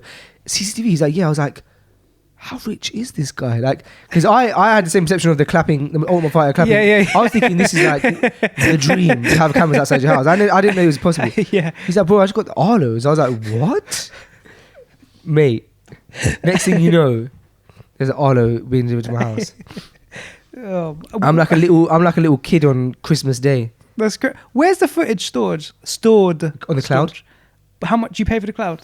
He's so stupid. I was really. Where's Yeah, the you storage? love your storage. Bro, Where's the storage? everything's stored on the cloud, and you get like hundreds of gigabytes for free. And every 7 days, the footage overlaps itself, so you never run out of space. Okay. However, you might want to store your footage. You might say, I don't want it to run out every 7 days. Guess what, Adam? You can stick a hard drive in the back of your Arlo modem, so you can store everything on there. So I could buy 1 terabyte hard drive, stick it in the back, and even store everything on there as well There's as a the cloud. modem. Yeah, You didn't mention a modem before. the modem is connected to the Wi-Fi modem Why did you need a modem? because all of the cameras that you got, they're like Okay. wirelessly connected to this modem. Okay, that's interesting. I'm gonna look The into modem's it. connected into the. I see. yeah. Okay, that's interesting.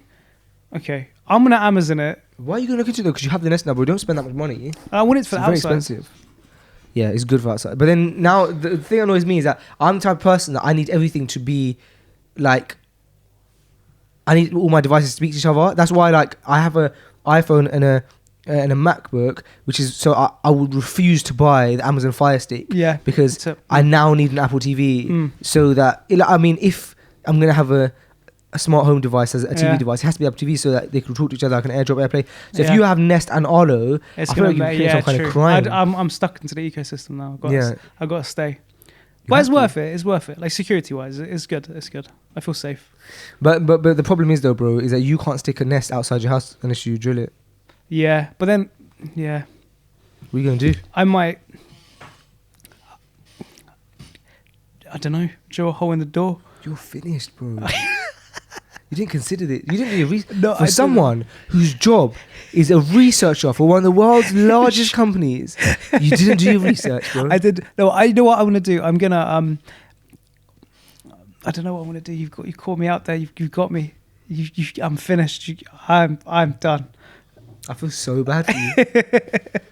Because you know, you made one mistake early on in your life Oh by man. choosing the Nest, and you're stuck. I'm stuck. I'm stuck.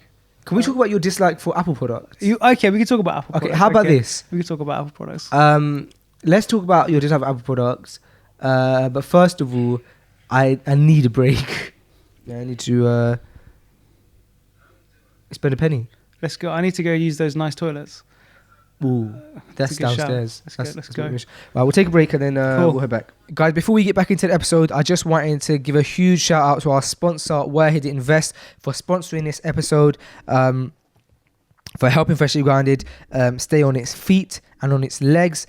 Guys, Wahid Invest is a great tool that you guys can use to invest your savings. Not only invest your savings, but invest your money that you want to invest, and it's all done in a halal way. They have Sharia compliant board.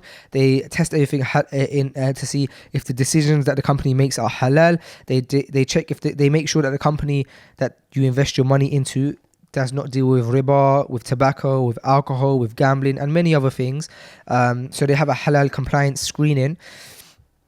And the advantages are, guys, that you're able to put your money somewhere where it doesn't gain interest, but it's still an investment. It's still, increasing, inshallah. They're definitely read the FAQs and terms and conditions as it is investment. But do check it out, guys. Wahid Invest is revolutionizing halal investing.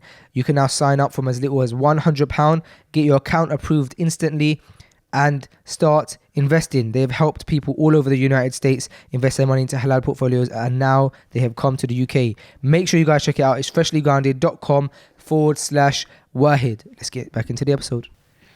Red socks with Look, I told with you, anything they're would not just go. they're just Red clean. socks with grey. They were clean, man. You're such a man. Whatever it is. Just functional, innit? Pure functional. No fashion sense. My fashion sense is terrible. It's not terrible. It bro. is. This is just yours is decent. You match. Are those trackies as well? No, these are jeans, bro. Oh, those are jeans. I couldn't get away with wearing these as tracky. No, Those are nice. thanks. Man. Are those is it? There's £10 Primark. No, man, these are Zara. I only buy my jeans from Zara because Oh, you're £10. Those are £10 Primark. That's decent, man. Thick ones, don't let them thin things at 45. I like the thin ones. I like those shoes that you wear, Nate. I actually really like those shoes, but That's yeah, a good outfit, but man. I you wouldn't got. get away with. I wouldn't be allowed to wear them because they were big back in the day, right? I've had these for so long. Yeah, I really like them. I've had a lot myself. Like years.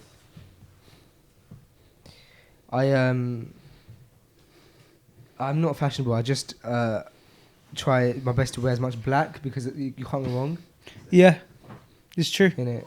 Black is a lovely color. Is it a color?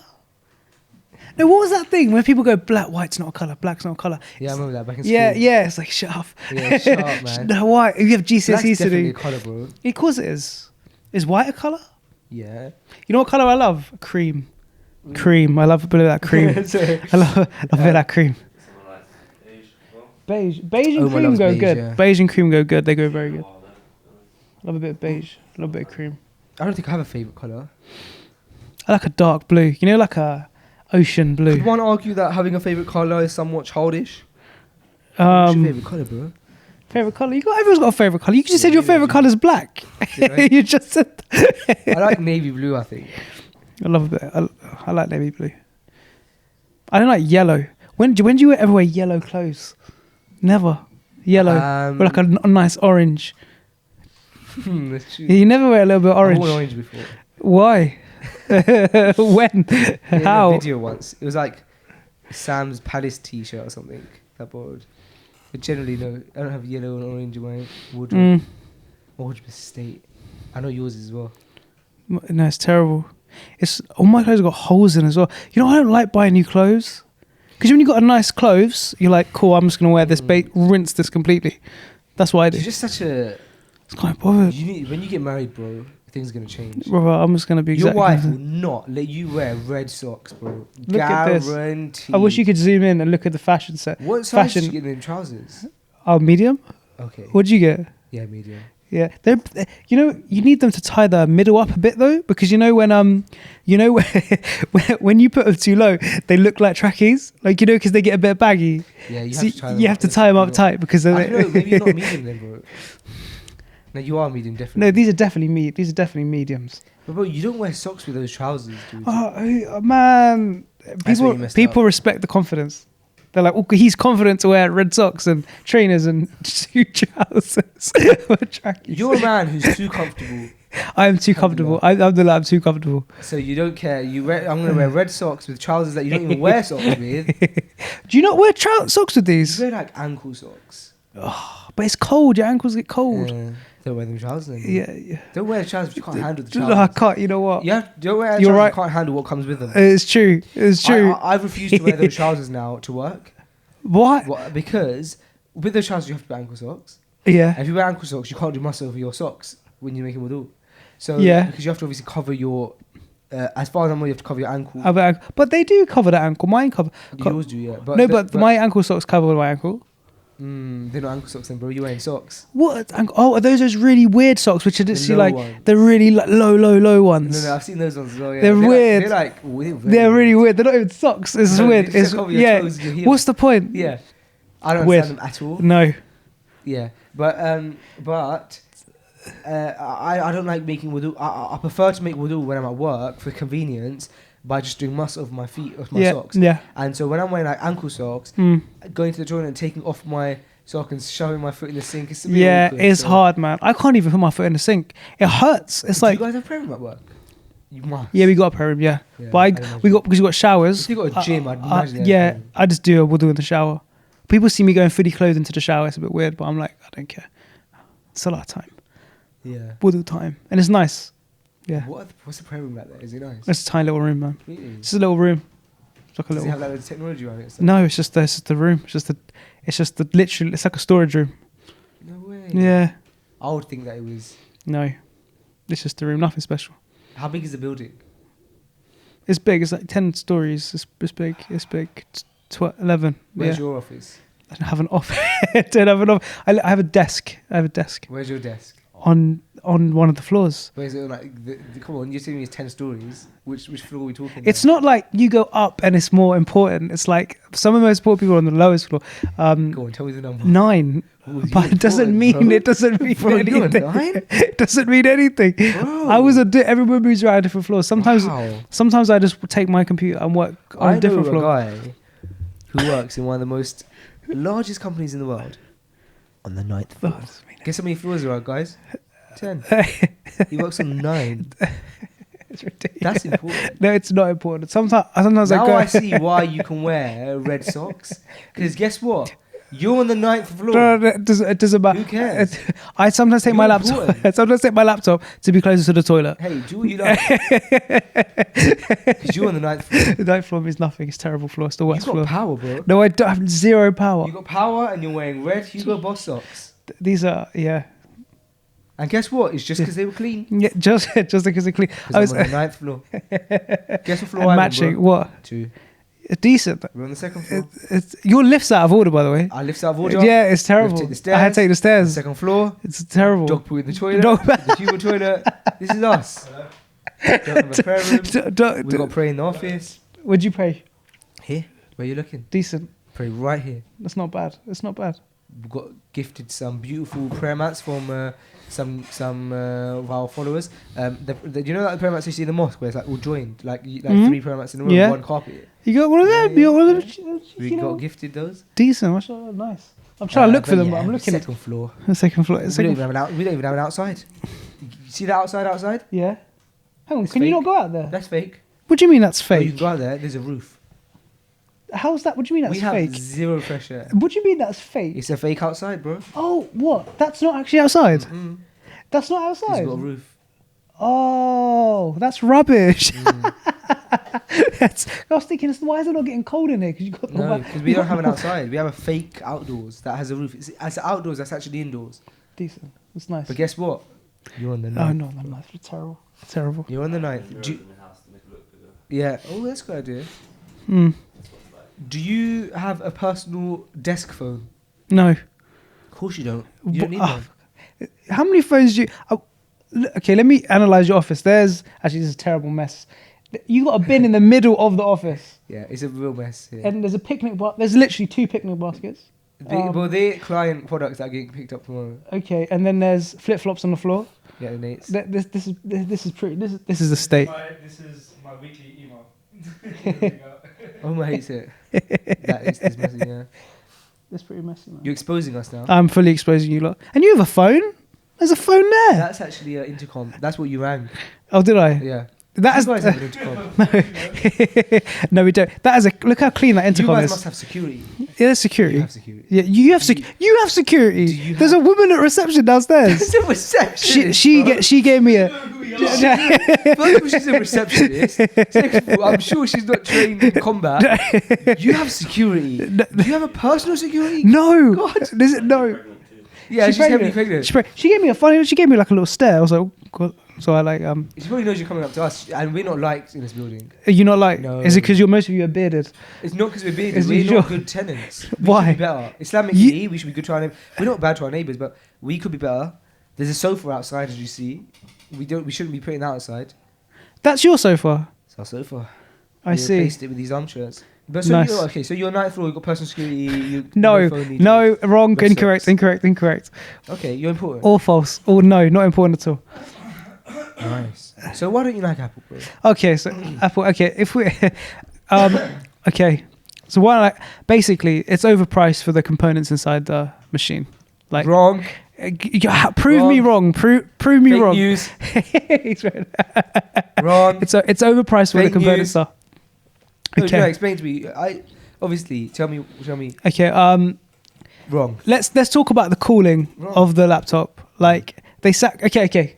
You know that MacBook, that's little one, the Yeah. little itty bitty one, the Great um MacBook. the tiny one. Yes. It's got it's terrible. Wrong.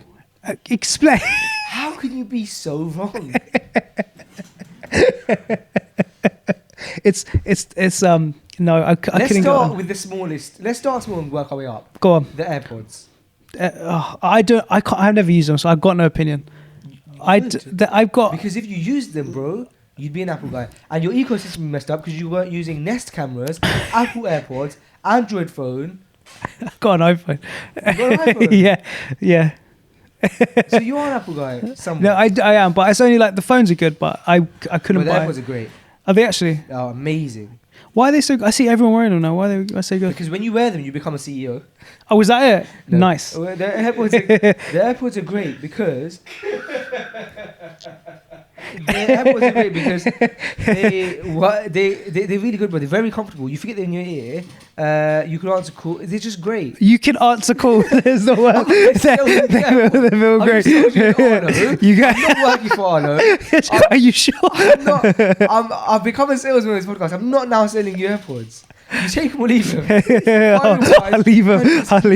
How much are they? 160 if you get me. 160. I think 180 if you get them in Apple. What do I know?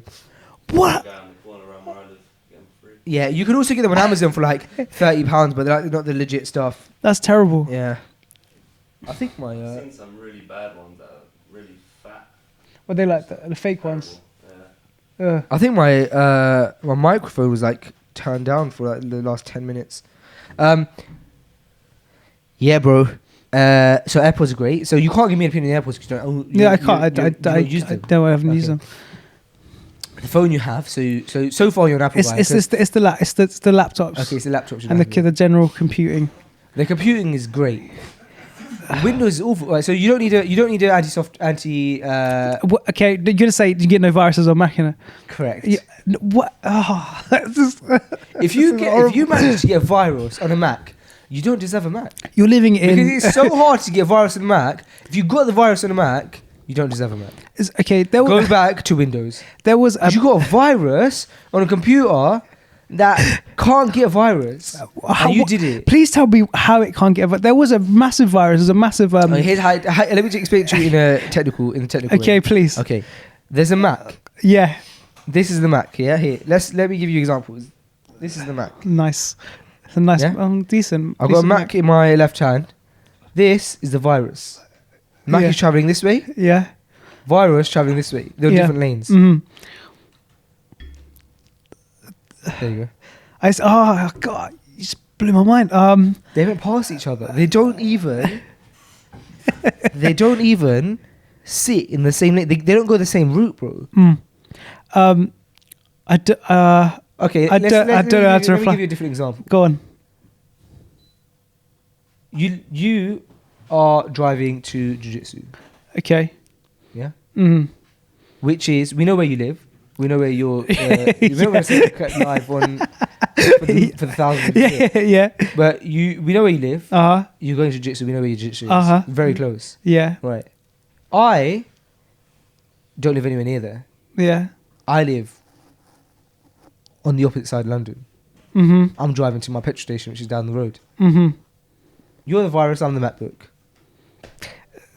That analogy doesn't work at all. That is the worst analogy I've ever heard in my life. Perfect analogy. That is They don't even meet. the viruses can whoever makes the virus. It's like there was a bash shell exploit Careful on there was on Mac and it was a massive exploit and Apple had to go crazy to fix it. But no, there's less Okay, but viruses you can't. nowadays. Fine. I might be somewhat like unrealistic. However, you have to admit that Windows machines or get viruses so much more than Macs. No, it's like, I mean, if maybe It's just the truth, in bro. Mac and Windows XP days, maybe, but not.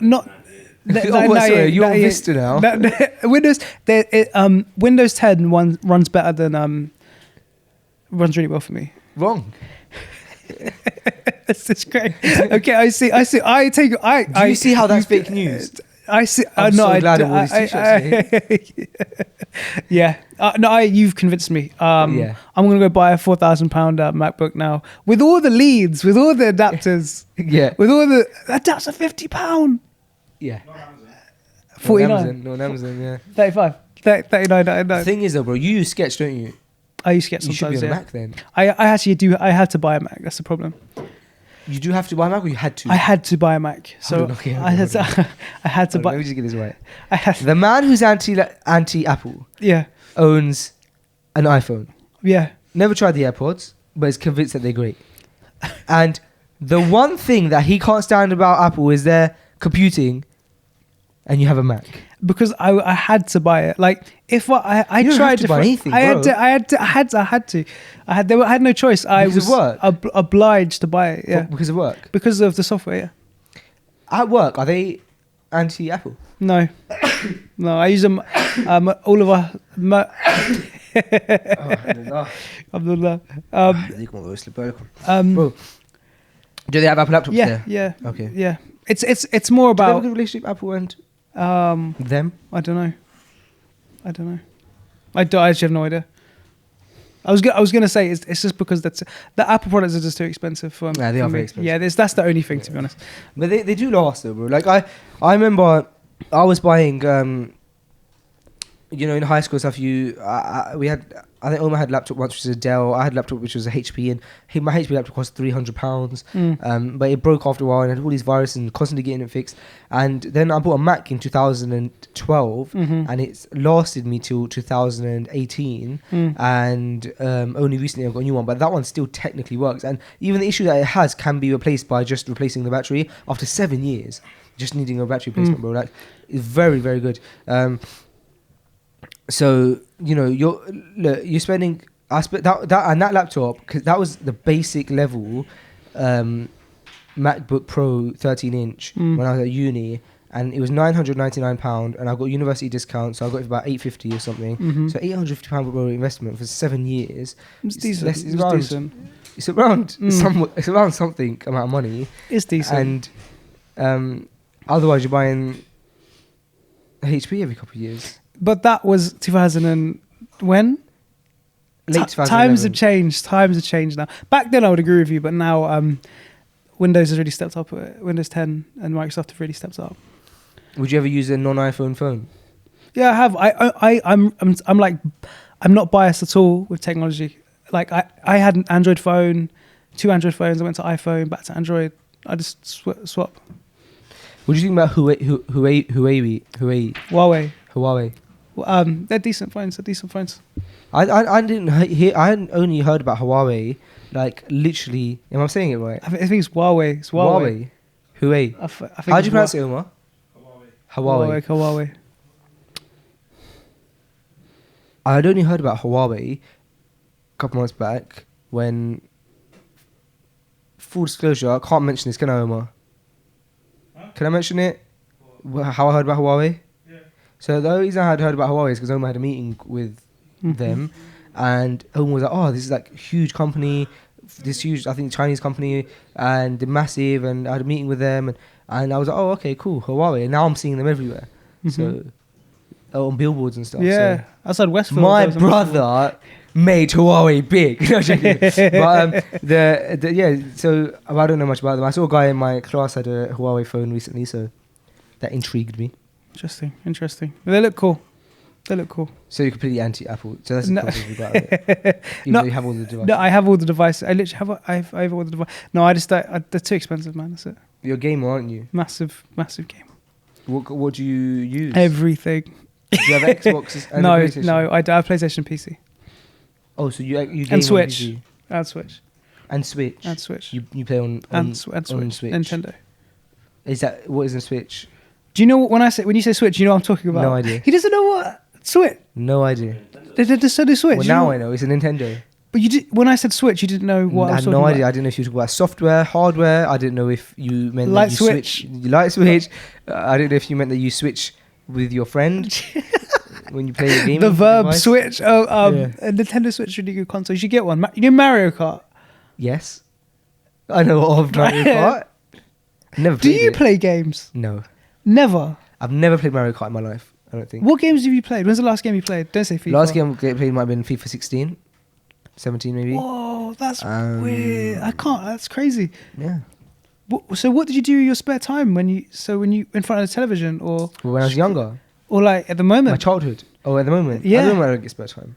I don't get spare time at the moment. If I did get spare time, this sounds like such a pious thing to say, which is not true. If I do get spare time, I would like to spend that time reading Quran. But that's not like me saying like, oh, like, but I'm saying like, so recently I went through a phase where I really wanted to buy a PS4. Yeah. And so I got to the point where remember Nate, I went through numerous times, like this was maybe like 2 months ago, right? So I was, for some reason, I was just desperate to buy PS4. I think I just really fancied playing a game of FIFA again, right? And so on numerous occasions, I literally checked if it was available in their store, and I was about to leave. And one of the times when Nate was just leaving, so I was like, Nate, should I go get the PS4? It's available in August up the road. And Nate was like, well, yeah. I was like, what? Which one am I getting? And I decided I'm going to get it, and then I didn't. And then likewise, numerous times at home, I almost got it. But then I just thought, I have to be disciplined with myself. And I'm going to spend the money on the PS4, 270 quid. Then I'm not really going to ever use it because I don't have time for it. I'll play with one game of FIFA every now and again, but I'll hardly have time for it. And it will distract me away from any little time I have to read Quran, so I decided not to. But I might change my mind. But when I was little, yeah, we used to game. I had a PS3 or something. We had the PS1, PS2, and I think we had the PS3 maybe. I might not have had that. I might have. I think I did.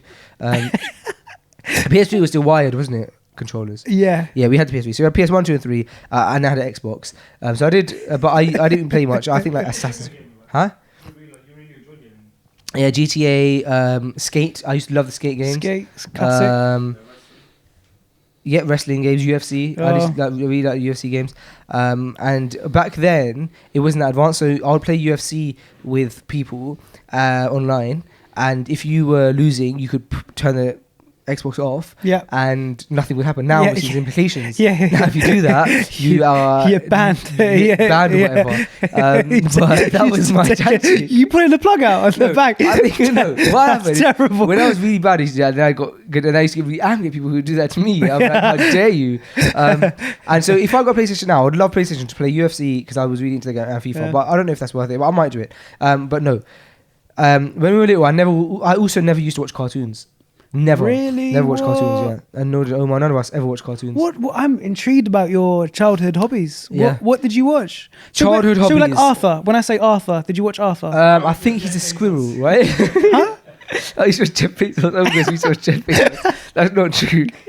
Arthur was a squirrel, was he? Arthur. So when I say The Simpsons, do you know what I'm talking I know about? what The Simpsons is, but looking at them makes me feel sick. What? What are you talking about? What is this? Looking at them makes me want to vomit. I can't watch the old things. That's Yeah. really nostalgic. All I feel. This is crazy. All I know What's about happening? Simpsons is that they're sponsored by Domino's, and the reason I know that No, is they're that's not as far as I spot can on, get. man. This is. No, they're not.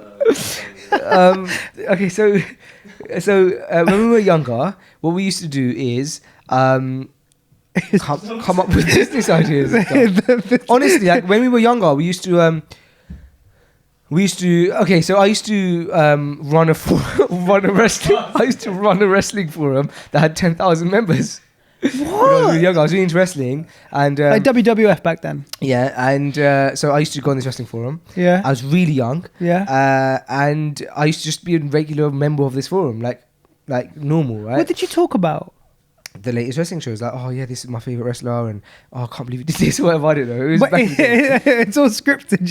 Yeah, Did you I know. You knew it was fake and Yes, scripted. I always back knew it then? was fake scripted. Okay. But it's like the idea of like, I don't know, it used to be like backstage gossip. I can't remember, but because it's scripted, but like they're real people. So Yeah. like you hear like I remember one time there was a wrestler called Booker T and Batista. Batista, yeah. And they had a real life fight backstage. Like a So real that's life the fight? Yeah, real life. They got into a fight. And that's the kind of stuff you talk about, like, oh, it's like rumors there's a fight, and like, oh, they like interview, whatever, right? So that's besides the point. There was a wrestling forum. It had 10,000 members, which is a lot at the time. That is a lot. Very active. And they actually used to interview the actual wrestlers and stuff as well, like on video, like the partner site. So it was a huge site. I was just a regular member of the forum, and I used to be on it so much. I used to be so active that they made me like a moderator of the of one of the sections, like the graphics section, because it was a wrestling forum, but they had like other sections, like you could talk about normal things, you can share like graphic designs and stuff. And obviously, I used to be into graphic design a lot as a kid. And so I became the moderator of the graphics section, and then I was such a good moderator that they made me a super moderator, right? Eventually, Yeah. And then I basically worked my way up. And by the way, I don't get paid for any of this. I worked my way up to becoming the admin, the guy who ran this full wrestling forum that had like 10,000 members on it, and it was like a lot of politics inside this forum. Like people used to complain, like this guy has only just been around here for like a year, and he's already running this stuff. I've been here for like 15 years as a member of this forum. Like, why is he our boss now? This is crazy. It's very What- political. What happened? So I'll take What- a lot of my time be taken up like running the internet. You ran this wrestling. That's good. When did you stop? How did you stop? Just log off. Done. No, it would be the first thing I check in the morning before school. It would be the That's first thing I check when I crazy. come back. And obviously back then, in households, you'd only have one computer. And also, to use a computer, you'd have to not use the house phone. If you Back in remember. dial-up days. Yeah. This was then. I You think had a so. forum then of 10,000 people. That's crazy. So then 10,000 was amazing. So what had happened is my mum used to allow me, Omar, and my sister to use the internet for 1 hour slots each. In the every day, so Yeah. we'd have to like we'd time it. So like it'd be like I'd come home 4 o'clock to 5 o'clock, for example, would be my time. Yeah. And Omar would run upstairs and be like, "Mom, like it's 5 o'clock. I've been on the computer for an hour now. It's my turn." And I'm like, "Oh, let me just finish doing this." And so I finished like my work. Are you going now, Maria? Oh man. You should give me more time now so I can build pizzas quicker. Huh? Yeah, exactly. Now she spent more time on the computer, so we can build free source. So we'd have 1 hour slots, and in that 1 hour, I would do my work. I would run this forum, and it got so deep, bro, that I would not only be running this forum, but I would have like. Do you remember AIM? Yeah. It's like- yeah, that instant messenger chat thing. Yeah, it was like AOL. Only. Yeah. I used to have that account. I used to instant message with the other guys who owned the site, and we should discuss how we're going to run this, and we should discuss some of the members. Oh, this guy's being a bit of a difficult. Should we ban him? Or, Really? yeah. And How old are you, by the way? Like 10? 13, That's crazy. 12, I don't know. And these guys were 30-year-olds, 35-year-olds, because they were like your typical living in your mum's basement, overweight wrestling fans. Yeah. I was just a 12, 13-year-old guy who loved The Rock Yeah. and Eddie Guerrero and stuff. And so, all other things you discussed, that time Eddie Guerrero died. Yeah, that was sad. that was a big topic on the Yeah. forum. Wow. Yeah. Anyway, so we used to have discussions, and I'll tell you these, man. And I actually became really good friends with one of the guys. He was like probably, so 3 guys of that forum I became friends with in real life. In real life? Yeah, so it's an American forum, but 2 of the guys lived in UK, and so one guy called Phil, lived in Liverpool. How old were they? Phil was like 1 or 2 years older than me. Okay. But we never met. Yeah. And then there's another guy called Scott or something, and he lived like in Uxbridge, which was like very close to where I live. But anyway, the guy I became closest to was a guy called Basil. Yeah. Now Basil lived in Chicago. Yeah. He was a couple years older than me, so I having a guy who's older than me on. This is ridiculous. Huh? Almost actually do on the podcast. And he lived in Chicago, Yeah. and it was really interesting, man. He's an Iranian guy. He used to tell me about how, like, you know, we used to. My mum knew about him obviously because I was. Talking about It was it. the internet. I was talking about him, and obviously, Yeah. like, she wanted to make sure everything was safe. She's Yeah, like, "Oh, yeah. you've met a man on the internet. What is happening?" And so my mum was in the loop. Yeah. See you later, bro. Take care. Take it back. Assalamualaikum. But bro, this was my childhood. I was running the internet. That's why I couldn't do things. And when I was doing that, me and Oma would me and Oma spent a lot of our childhood together. We spent a lot of it together. Like, we would do everything together. So like we would create movies. We'd film. I would act in it, and Oma would direct and film movies, and like we'd put short films, and we would make businesses and blogs and news sites, and we'd just start businesses as much as we can. And we had all of these ideas, and we drove together. And Oma was a businessman from day man. Like, he started like back in school to get on the bus. He made these fake school passes for our school that didn't actually exist, and so people would get on the bus, and if they were and they went to our school, and they would pay Omar for a bus ticket. Seriously? Yeah. How did he make that back in the day? He just printed it On his computer? Made it on a Yeah. computer? It didn't exist. It's not something that actually you could do. He was fraudulently making money. Hang on. So the bus driver just accepted that? He didn't know.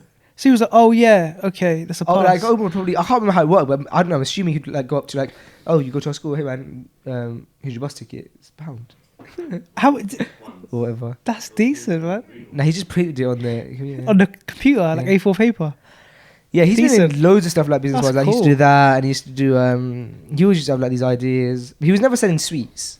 We would never do that. I Yeah. used to, the kids who used to sell sweets, that's what I used to think they're losers, man. Like, Yeah. oh, you try and sell sweets to make money. He sent him fraudulent bus tickets. We're in like the big Yeah, leagues. Yeah.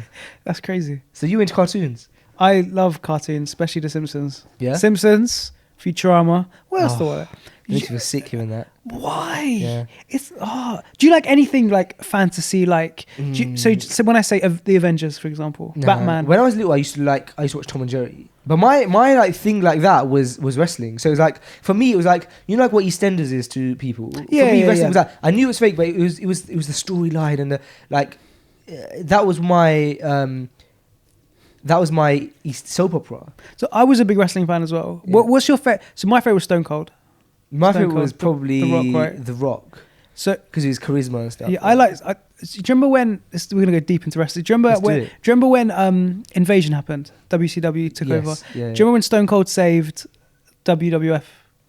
That is my favorite moment in wrestling history. Was it with the? And he stunned everyone in the ring. I don't remember Do you remember? specifically. It was amazing. I remember when like Shane McMahon came on the screen and was like, I own WCW now. And Yeah. And that was amazing. I'll be honest, back then I knew wrestling.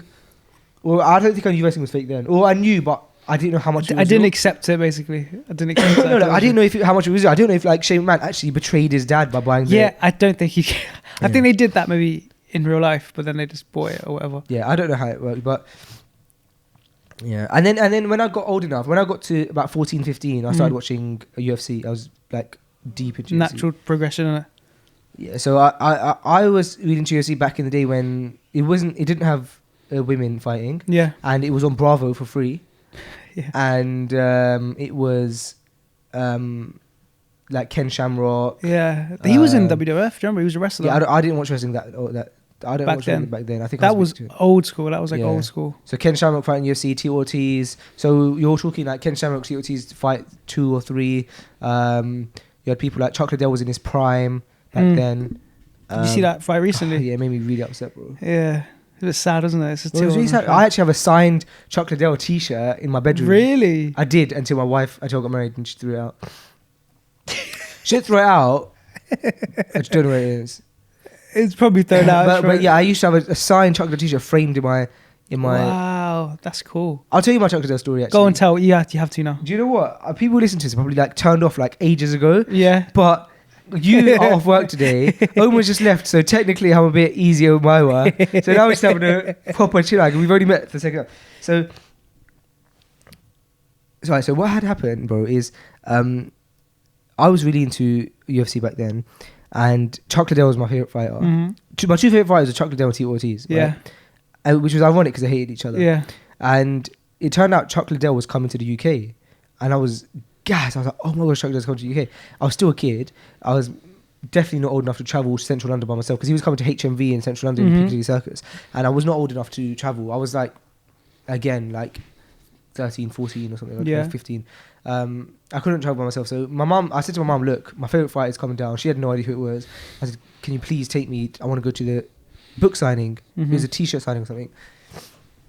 And she was like, all right, fine. Mom was always very supportive. She's always like very like, whatever you guys want to do, kind of thing. Alhamdulillah. Yeah. She's like always like wanting us to have fun and enjoy ourselves. And that's why I really wanted to thank her actually for when we hit 1 million downloads. I thank my mum so much, because if it wasn't for her always saying to us, do what you guys want to do what you're passionate about, I wouldn't have even started the podcast. I would be too scared. If I had a parent who was shouting at me for everything I do, I wouldn't have wanted to start the podcast. Yeah. So I thanked her a lot for when we hit 1 million downloads.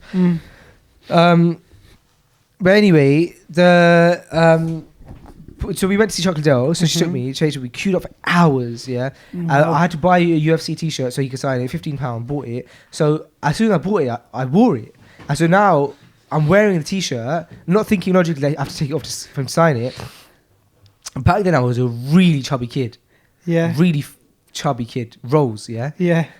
That actually led me on to my body dysmorphia that I had later in my like uni and late teens. But I was a really chubby kid, and all I was wearing was this tank top underneath and this UFC T-shirt, because I'd now taken off the T-shirt I was wearing. It must be in my mum's bag or something. So I'm wearing this T-shirt, queuing up for hours. Finally get to the front of the line. I'm so nervous. I'm meeting Chuck Liddell, my hero, right? So I go over there, shakes my hand. He's like, hey man, what's your name? And then I was like, Faisal. And he's like, how do you spell that? And I spelled it out for him. And so I had to take off my T-shirt and give it to him. So for me, I'm like, all right, cool, I'm in a vest, calm. So I'm in my vest, he's signing my T-shirt, cool. Hold the T-shirt up, we get a picture. He's doing the thing, I'm doing the thing. My mum's there taking the picture for us, and she took a picture on the camera. Now, the vest that I'm wearing was a tank top, so it's not a normal vest. It has really big arms. Yeah. So, and my mum's obviously back then, I'm a kid, she's taller than me. So she's taking from there, Chuck Liddell's sitting now, I'm leaning over. And so in the camera, you can see through that massive hole in my arm. And all you can see is all of my rolls and belly. This is terrible. So, this is terrible. The one picture that would have made me the coolest kid in school, I could never show anyone, because all you could see was all of my rolls. Terrible. In that picture. That's terrible. I'm so sorry. Yeah, so I hid it like in my bedside table. Do you have it still? I was trying to find it. I couldn't find it, but I do have it somewhere. I probably kept it. I didn't throw it away. Now I'll be fine to show it, because obviously I'm not that kid. I'm not that guy anymore. Yeah. That's actually a great story. Yeah, Man. Have you ever met a celebrity or someone you've been? You probably know who this is. I've met. Do you know the game? Do you know the game Metal Gear Solid? Yeah, I've heard of it. Do you know who Hideo Kojima is? No idea. Do you know who Hideo? No, Hideo. I never really played. I played it when I was younger, but Yeah. the latest one I never really got into much. So it's basically Metal Gear Solid. He's the creator of Metal Gear Solid. He's like my hero. My hero, you could say. Oh, the creator of Metal Yeah, Gear he created it And how did you meet him? in HMV, the same place as you did. P- Yeah, and he signed the game. No way. Yeah, it's crazy. They all go there. Have you met anyone else?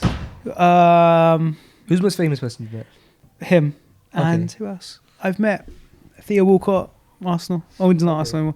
That was ages ago. I think I met Theo Walcott because his brother was a chef at my school. Is it? No, I didn't meet him. I met his brother. Yeah, his brother was a chef. At So you did meet Theo Walcott. You, No, I met, didn't. you met his brother. I said a lie. I You said a lie, straight I up met lie. Theo Walcott. Lie. I met his brother. He worked in my school as a chef.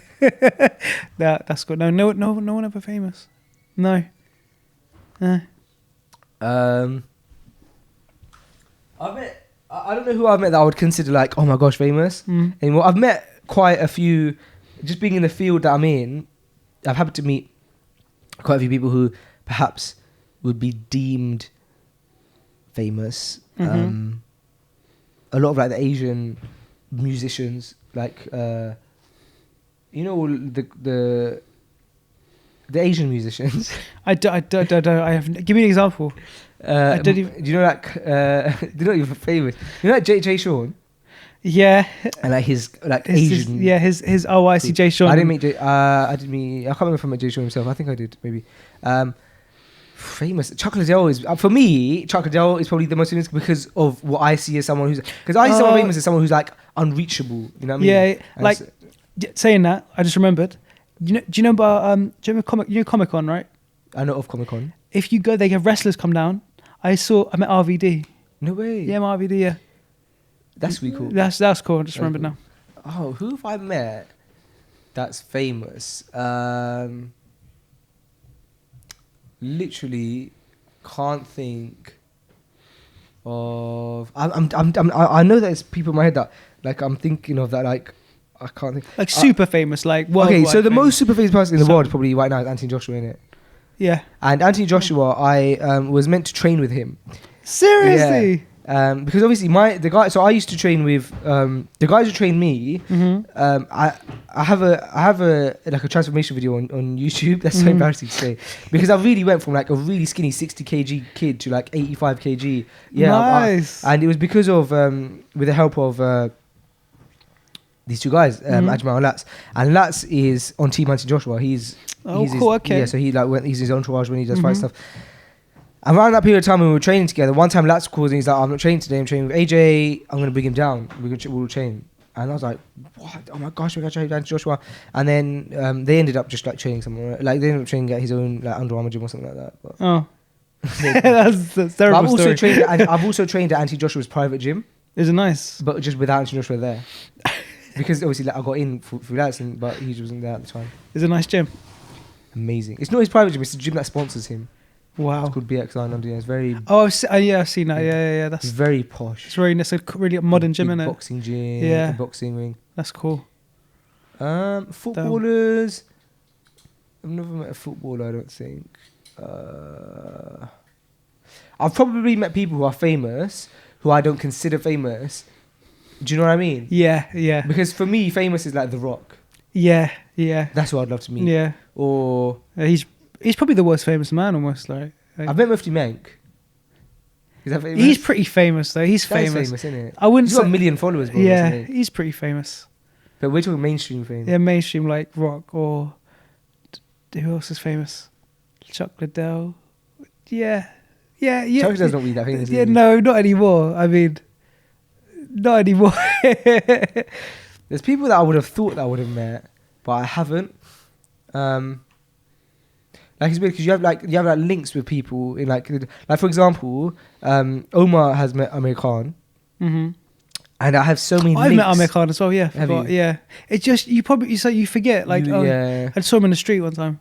yeah. I would, and we have like you have so many links. Like we have brothers who we know who are on his team and stuff like that. But you never meet people like you same place, same time kind of thing.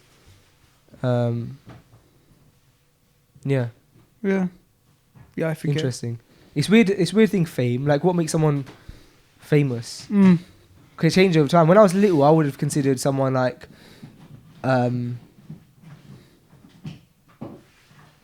even Muslim Bilal. Yeah, If I didn't know him personally, I would consider him really famous because he's pretty famous. famous. He's pretty He's mainstream famous. He's mainstream. He's in like some cool mainstream stuff. Actually, he's been like in some films recently, isn't it? Yeah, he's very famous. He's like, yeah. But I don't consider. I wouldn't You're consider pretty him- well known now. Like people, Nah. if you walk down the street, people know you. Say if you go to an Islamic event, people know who you are, right? That's very a specific niche. Actually, yesterday went to Bicester Village. What? Bicester Village. What's that? It's like it's like this place, right?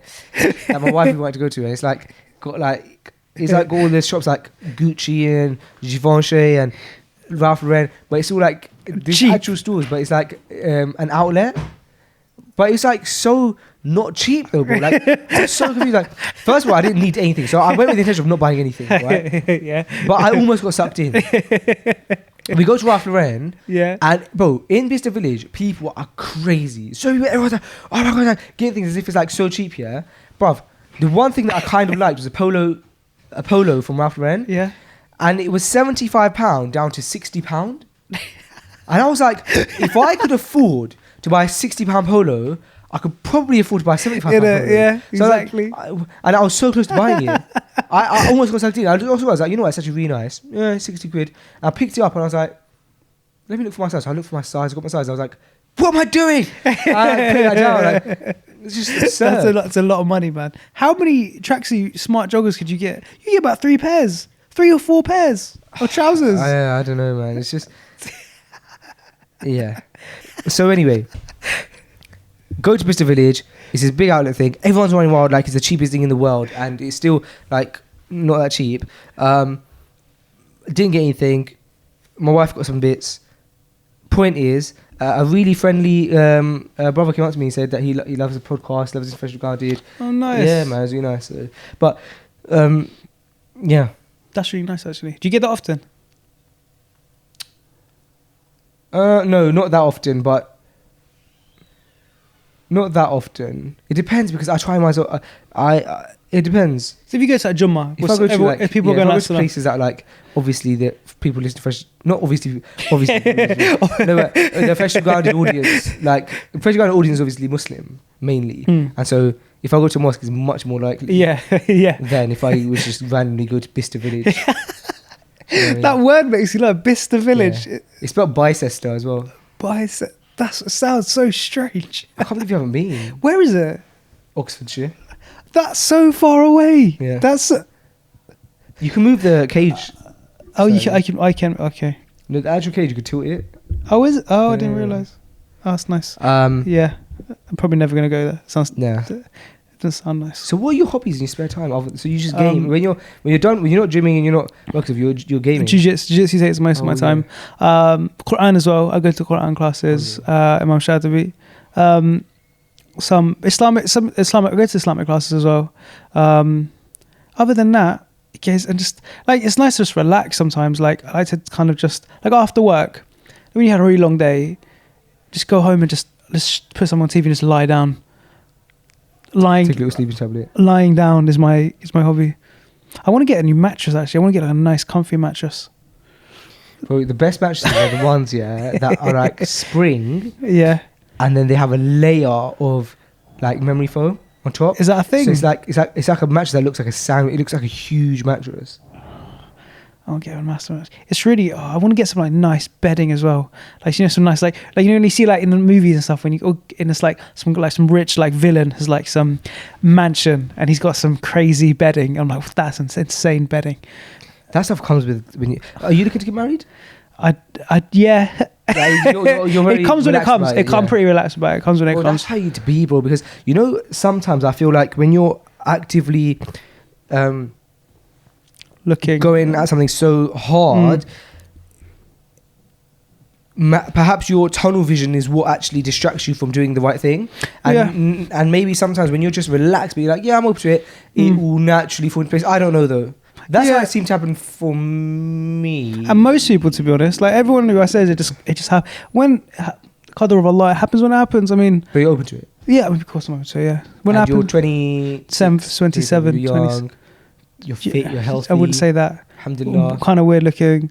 Wow, we're not trying to sell you. But I mean, like for all intents and purposes, you're not shying away from it now. No, I never. Yeah, no, I I never think was. one of the things is that often you want to make sure you're in a secure job as well. Yeah, and it's like Alhamdulillah, comfortable within yourself as well. Like it's like you know when it's like I think some people they put like when you get married, it's like that's when I achieve happiness. Like my mission is complete when I get married, but it's not, right? Like life gets harder when you get married, right? It's more difficult, like different variables and stuff.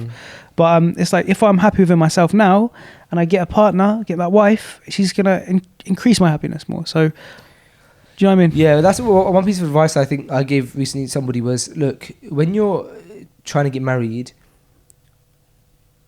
it will happen. Look, qadar Allah, it will happen when it's meant to happen. You know? Mhm. In the meantime, just focus on making yourself the best person you can be, Exactly. because you don't get the opportunity as much when you are married, maybe. Mhm. Or you do, but the more you focus on yourself making yourself a better person, you will attract people who are also great people. Alhamdulillah, exactly. You know what I Totally mean? Like, agree. if you're a bit of a bum, you're naturally gonna probably attract, because no one's gonna, the type of people who are gonna be attracted to a bum are gonna be Yeah, what? Do you know what I mean? exactly, So exactly. if you just work yourself and make yourself a better person, you work hard, you make yourself a good person in character, in your deen, your iman, Alhamdulillah, you're yeah. naturally, inshallah, gonna get the best of Exactly. wives as well. Totally inshallah. agree, So, man. yeah, man. Yeah, That's very true. you attract what you do, right? Yeah, totally, man. Yeah, it's good to yeah, man. Adam, it's been amazing having you on the podcast. Alhamdulillah. thank you It's been so so much, fun. man. It's so fun. Bro, it's been absolute honor to have you on. I would love to have you on again. Anytime, man. I'm intrigued to see the response from the people, because normally our episodes are so like, actually originally our episodes were very relaxed like this. Yeah. They started to become a lot more structured. So I'm intrigued to see what if people found how they found the episodes, if they liked it. But thank you so much. Anytime. Like I said, please do come back, and inshallah we'll stay in contact. Inshallah. And if people want to hit you up, where they can check your article on Freshly Grounded blog. Yeah. And if they want to hit you up, where can they see you? Probably Instagram's the best. Instagram, I can't even, my username is really weird. It's Just spell it out. at SIRABDABO. Sir Abdabo. That's my Instagram name. Why? Yeah, it's just my gamer name was Abdabo, and Abdabo was taken, so I put Sir in front What's of it. Abdabo? It's just my name. It's just I put random characters in Bro, you need to change your username. but no, I like it. Definitely. That username needs to get changed. Bro, you know what you need to change your username to? What? Adam Afghan. Your name. Bro, is that available? It's probably not available. Check. Let's check right now. But if it is, you got to change it. Would you do it? No, I like my name. It's like my Bro, it's like- online alias. No, No, really? it can't be. It can't be. I don't want. I'm not going to do it. That's too boring. What does this